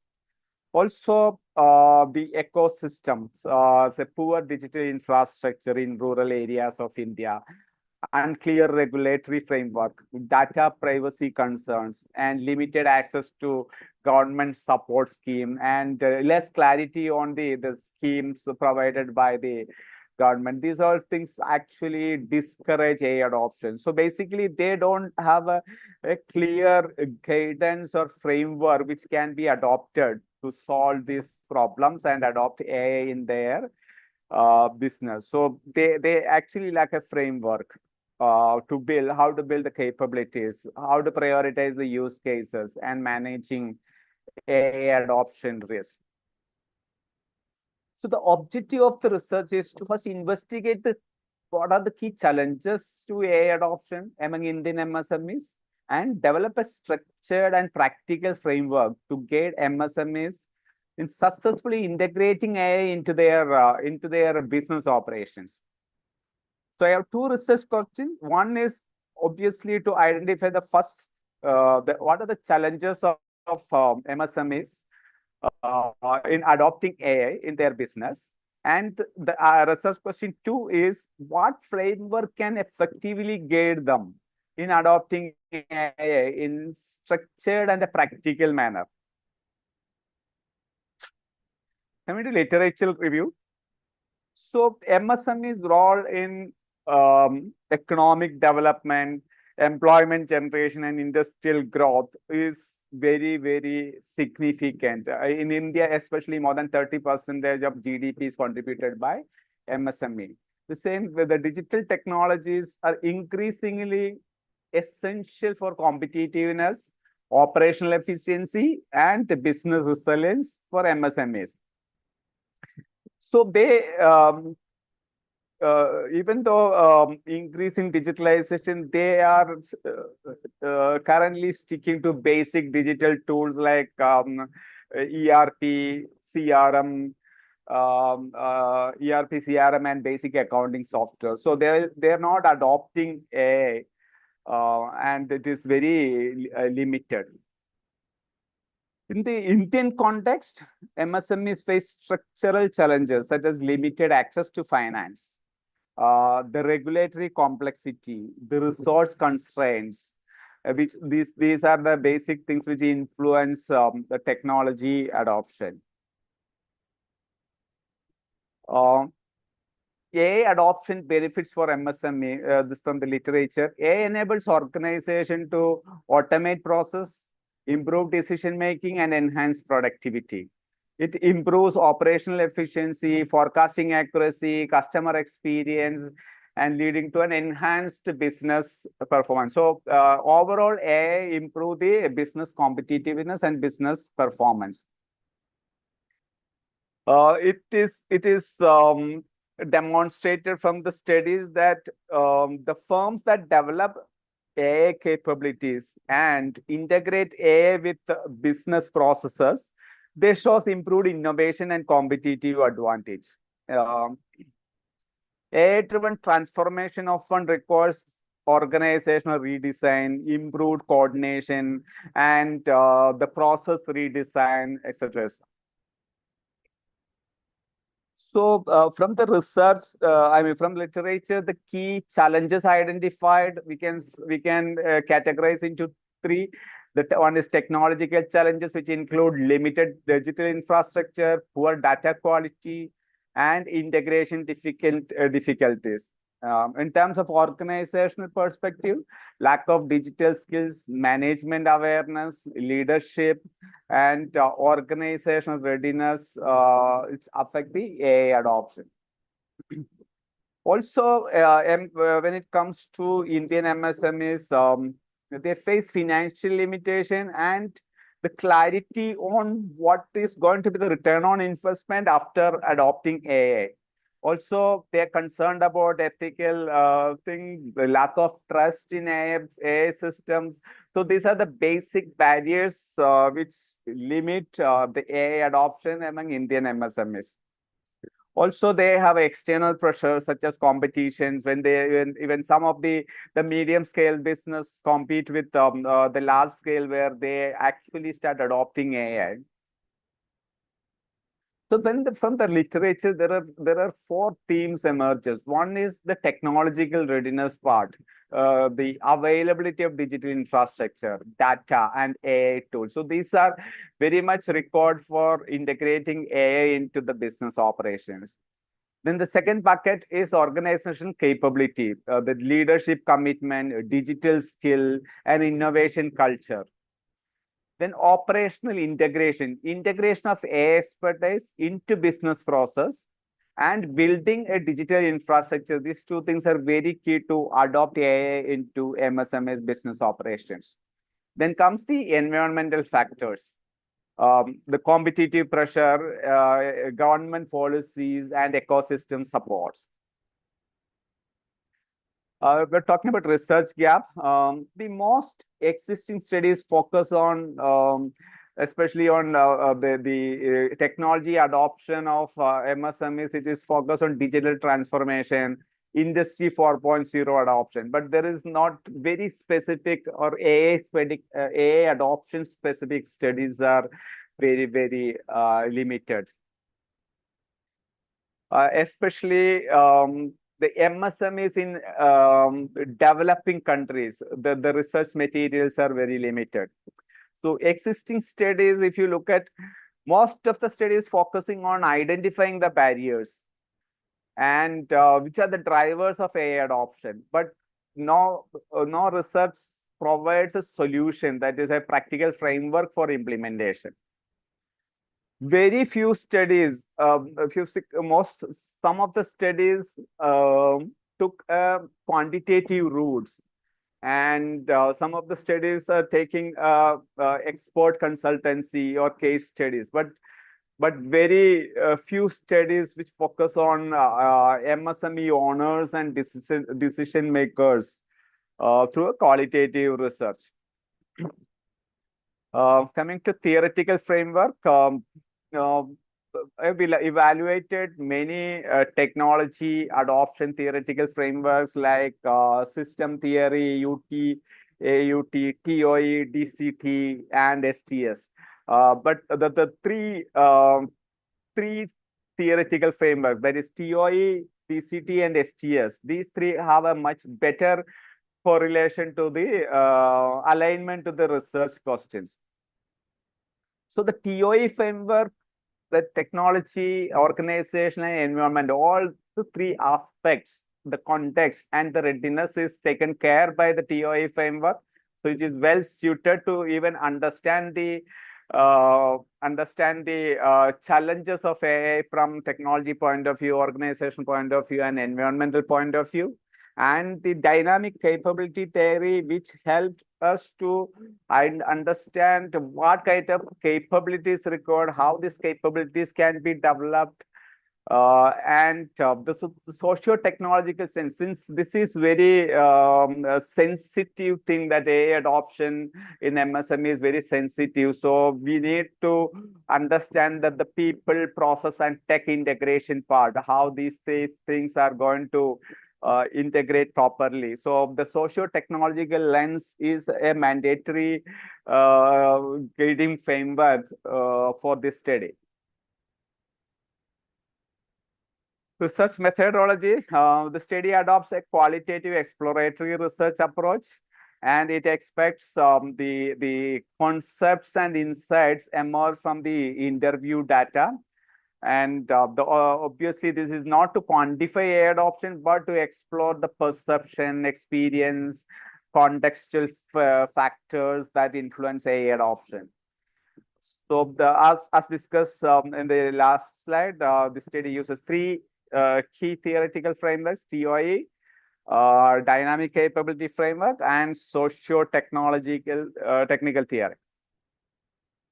Data collection method. So primary data collection will be through semi-structured interview by interviewing MSME business owners and also senior management executives like CFO, directors, operational VPs. Sample size is 20 participants. Out of 20, the 10 from small enterprises and 10 from medium enterprises. We'll be using a purposive sampling method to make sure that we interview people who have a relevant experience and have an awareness of what is this AA all about. And interview design, interviews will be an open-ended questions.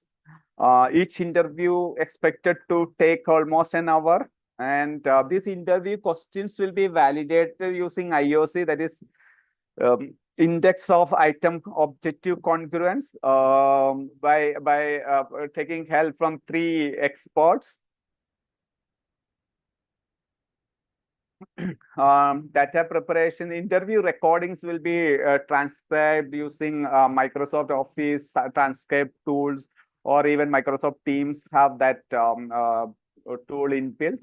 And the transcripts will be cleaned, categorized, and organized by firm type and industry. And for analysis purpose, we'll be using a 6-step thematic analysis process, starting with the familiarization of data, then generating the initial keywords and observations, then developing the initial codes, and from initial codes, we group the initial codes into themes and sub-themes. And from there, the concept development and interpretation will be doing. And from there, the actual development of conceptual models will be happening. And planning to use atlas.ti version 25 for the analysis purpose. Coming to conclusion. So the contribution to research, addressing a research gap. So the existing studies largely focus on AI adoption in large enterprises, while very limited research on AI adoption in MSMEs. So this studies provides an empirical insights into AI adoption challenges faced by Indian MSMEs. Also, this research expands the literature on technology adoption and digital transformation by focusing especially on AI adoption in MSMEs. Also, this gives an integration of 3 theoretical frameworks, TOE, with a dynamic capability and socio-technological system, which provides a very a more holistic theoretical framework for studying AI adoption or any technology adoption in MSMEs.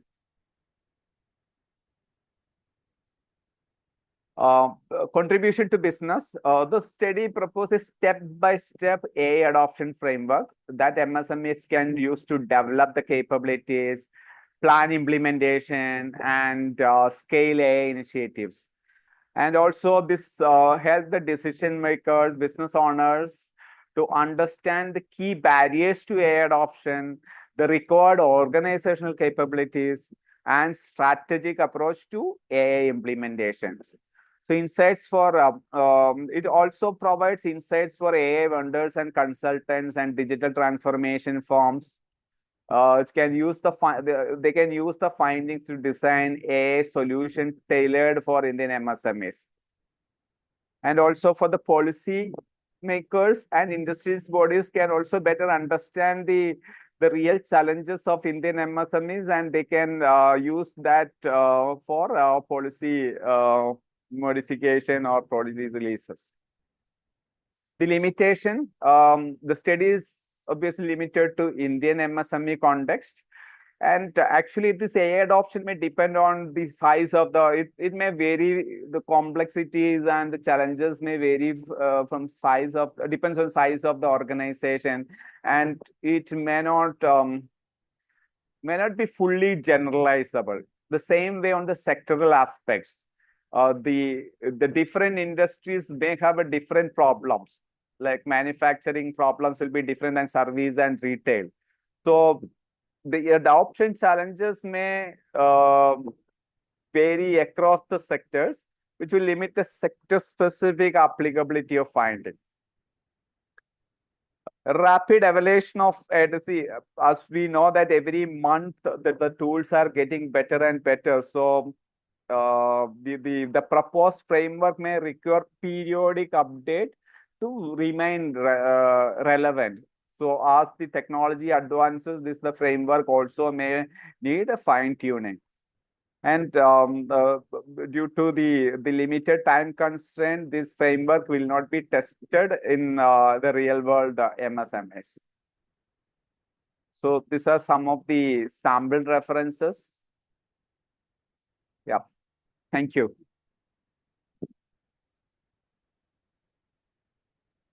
Ma'am, you are on mute, not able to hear. Okay, all right. Yeah. So thank you, Gopakumar, for this presentation. Now, I would like to open the floor for any question or any comments from anyone that is still around. That is, Just yeah, one Nimit, question go for ahead. me. Yeah.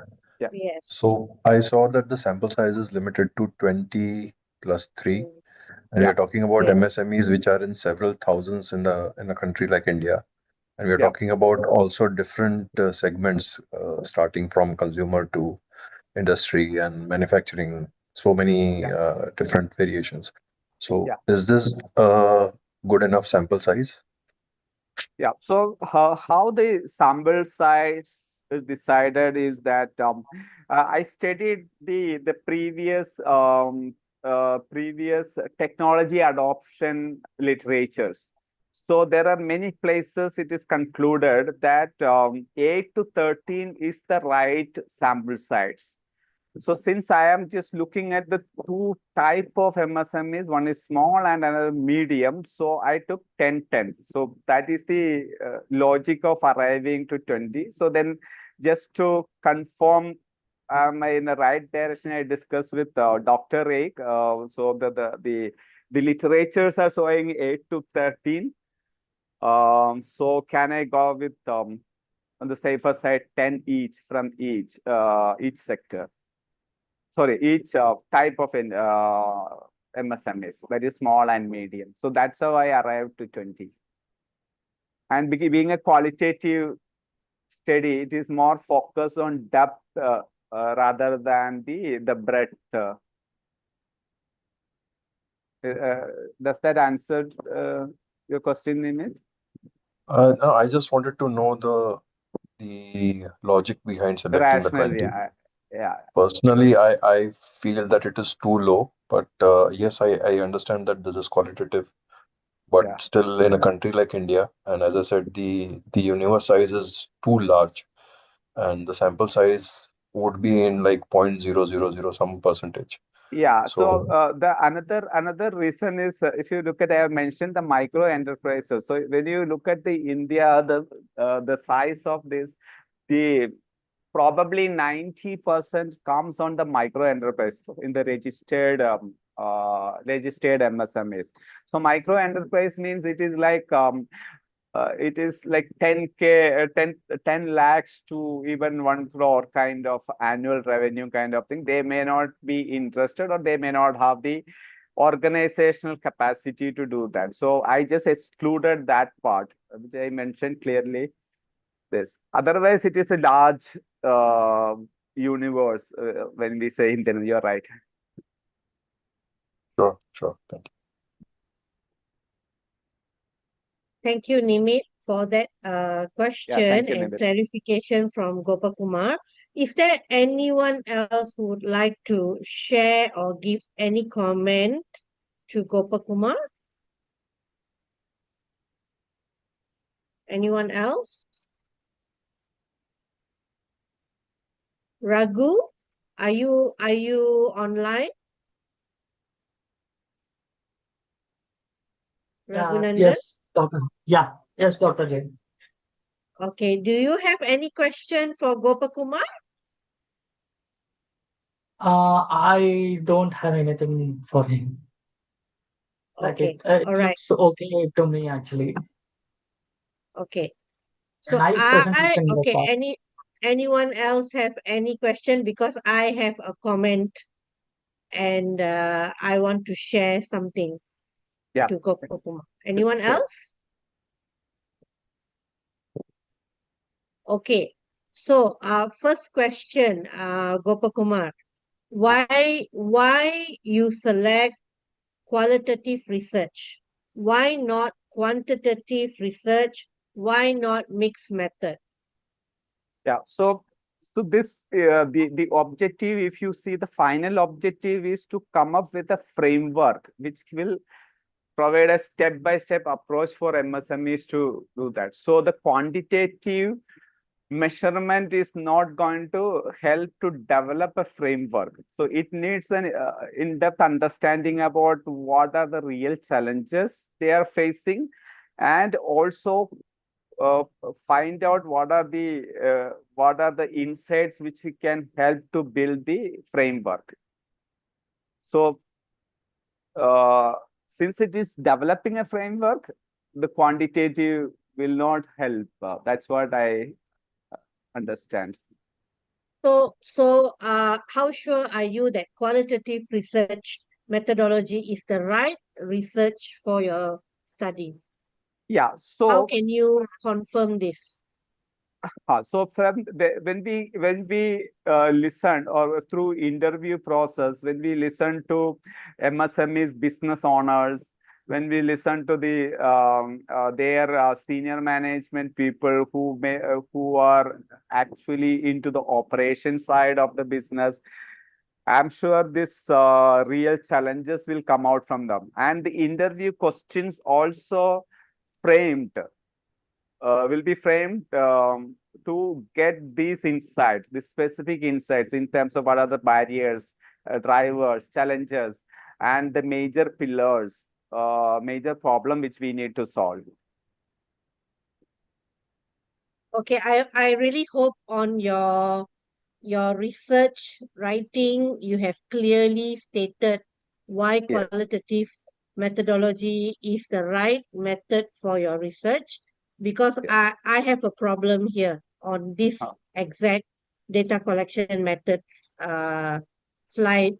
Okay, so the Mhm. first thing is your participants.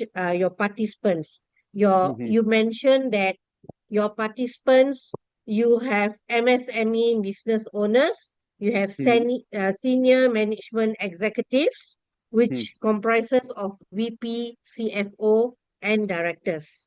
Yeah. And then you specify sample size of 20 participants, which Nimit has already highlighted, and Yeah. you did explain. Okay, Yeah. and I can see here you have small enterprises 10 and medium enterprises 10. Now, Yeah. for qualitative research methodology, and you are in the research proposal stage, you have Mhm. not done your data collection, right? You Yeah. are We have still not done. proposing. Yeah. Yeah. How sure are you it's only 20 participants? How Yeah. sure are you that you can only take 10 from small enterprise? Why you limit yourself to 10 10 10? Yeah. So a couple of reasons. One reason is what I learned from the research literature, that 8 to 13 is the right numbers. The second reason is that since this is the qualitative, I mean, interview process, it is more focusing on the depth of the going in depth to understand the problem than the breadth part. So that these are the two reasons I limited this to 20 numbers. Could you please share which literature that you are Yes, yes. quoting that is Yeah, yeah, saying yeah. this? Yeah. That I can. Who is the author that Uh, mentioned that this is the number for qualitative research? yeah, that I not So exactly it's okay. If you're remember. not able to pinpoint, Yeah. okay, Gopakuma, can you go back to that slide? Okay. The purpose of this session is to get ready with your research proposal, okay? Not to Okay. put you on the spot. Yeah. So I really have a problem because in in your research proposal stage, you are just doing a proposal. You're not even able to mention how many of senior management executives that you plan to interview. Okay, Yeah, so that that's is the first. okay. So in that Okay, the Gopakuma, Word document let it me is share. okay, okay, Let okay, me okay. share. Let me just explain, alright? Okay. Yeah, So this is also a practice for you. When examiner asks you a question, you should just yeah, allow them to finish their yeah. sentence. Sorry, Okay. sorry. I understand. Yeah, sorry. That's okay. So of course, at this stage, of course it's not fair for me to really ask you so many in-depth questions because I have not read your paper. However, Yeah. based on your presentation, okay, Mhm. when you state like this, in one line to say you have your participant will include senior management executives, and then they Mhm. include VP, CFO, and directors. Okay, Mm. so how many of them? How will they influence, or how will their experience will give you the answer to your research question, right?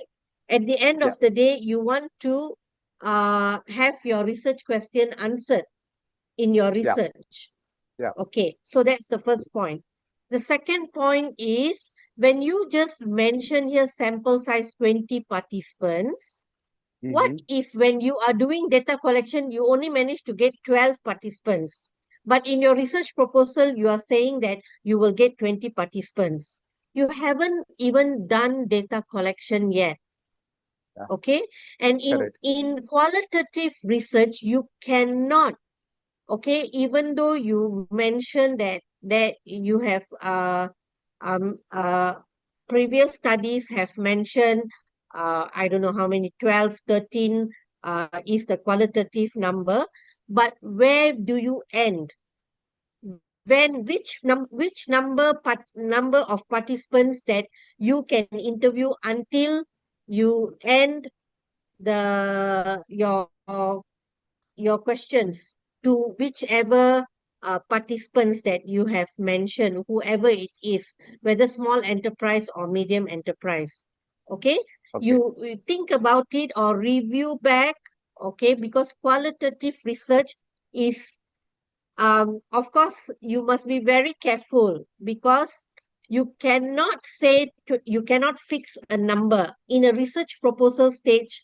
You cannot fix a number because you do not know, you haven't start to interview, you Yes. haven't Yeah, right. collected the data collection. So Yeah. rightfully it has to be until data saturation, until Yes, you I cannot agree. find. You have to continuously do your interview to as many participants as possible because you want to find out the richness of this uh, area that you are interviewing.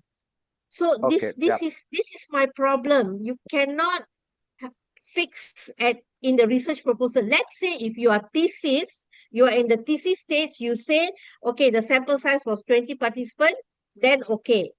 That means you Hmm. interviewed 20 Hmm. participants. But in Yeah. proposals, you haven't even done data collection. Right. Okay, Right. so Yeah. what I can advise to you is, of course, you discuss with Dr. Ake before you go for your defense. Huh. Okay, look back at your research, chapter 3. Look at your research methodology. Okay, how do you quantify why you use qualitative research for your paper? Okay, Okay. Yeah. and then go to your data collection. And what is it? What if the examiner asks you, if you cannot get VP, you can Hmm. only get director? Does that include your senior management executives? How are you going Yeah. to answer this question? Okay. Okay. Okay, so Understood. you must be very, very clear who your participant will be. I know you haven't interviewed yet, right? But Yeah. you must already, in the research proposal, you must plan. Okay. Okay. Yes. And also one more point that Nimit mentioned, which I agree with him. India is so big. Hmm. In India, there's like small enterprises. I don't know how many million small enterprises, and I don't know how many million medium enterprises, right? So Yeah. So in your background, in your background, did you mention India as a whole, or you mention a certain area? no, India as a whole. India as a whole. So you can narrow it down because you're making it broad, but you can narrow it down because when you put here you're categorized as small enterprise, only 10, there's a question. So you see, Nimit already asked you, just wanted to understand how you can derive 10. Why 10? Why not 20? Why not 25? You get my point? Yeah. Okay, Understood. so it's very good. But one thing I want to comment, the way you explain to Nimit, okay, the confidence is there, very good, okay, because it's all about explaining why you came up with such a study, why you are doing certain measurement, okay, the way you explain, the way you are informing how you got that information, that one is excellent. I will comment on that. However, please go back and look at your sampling data. Yeah, sure. Okay, Thank you. and Yeah, I'll also to discuss with Ek. quantify, yes, and to and to ensure that your research methodology is qualitative, the Okay. best Yeah. method for your particular research. Okay, Yeah. Okay.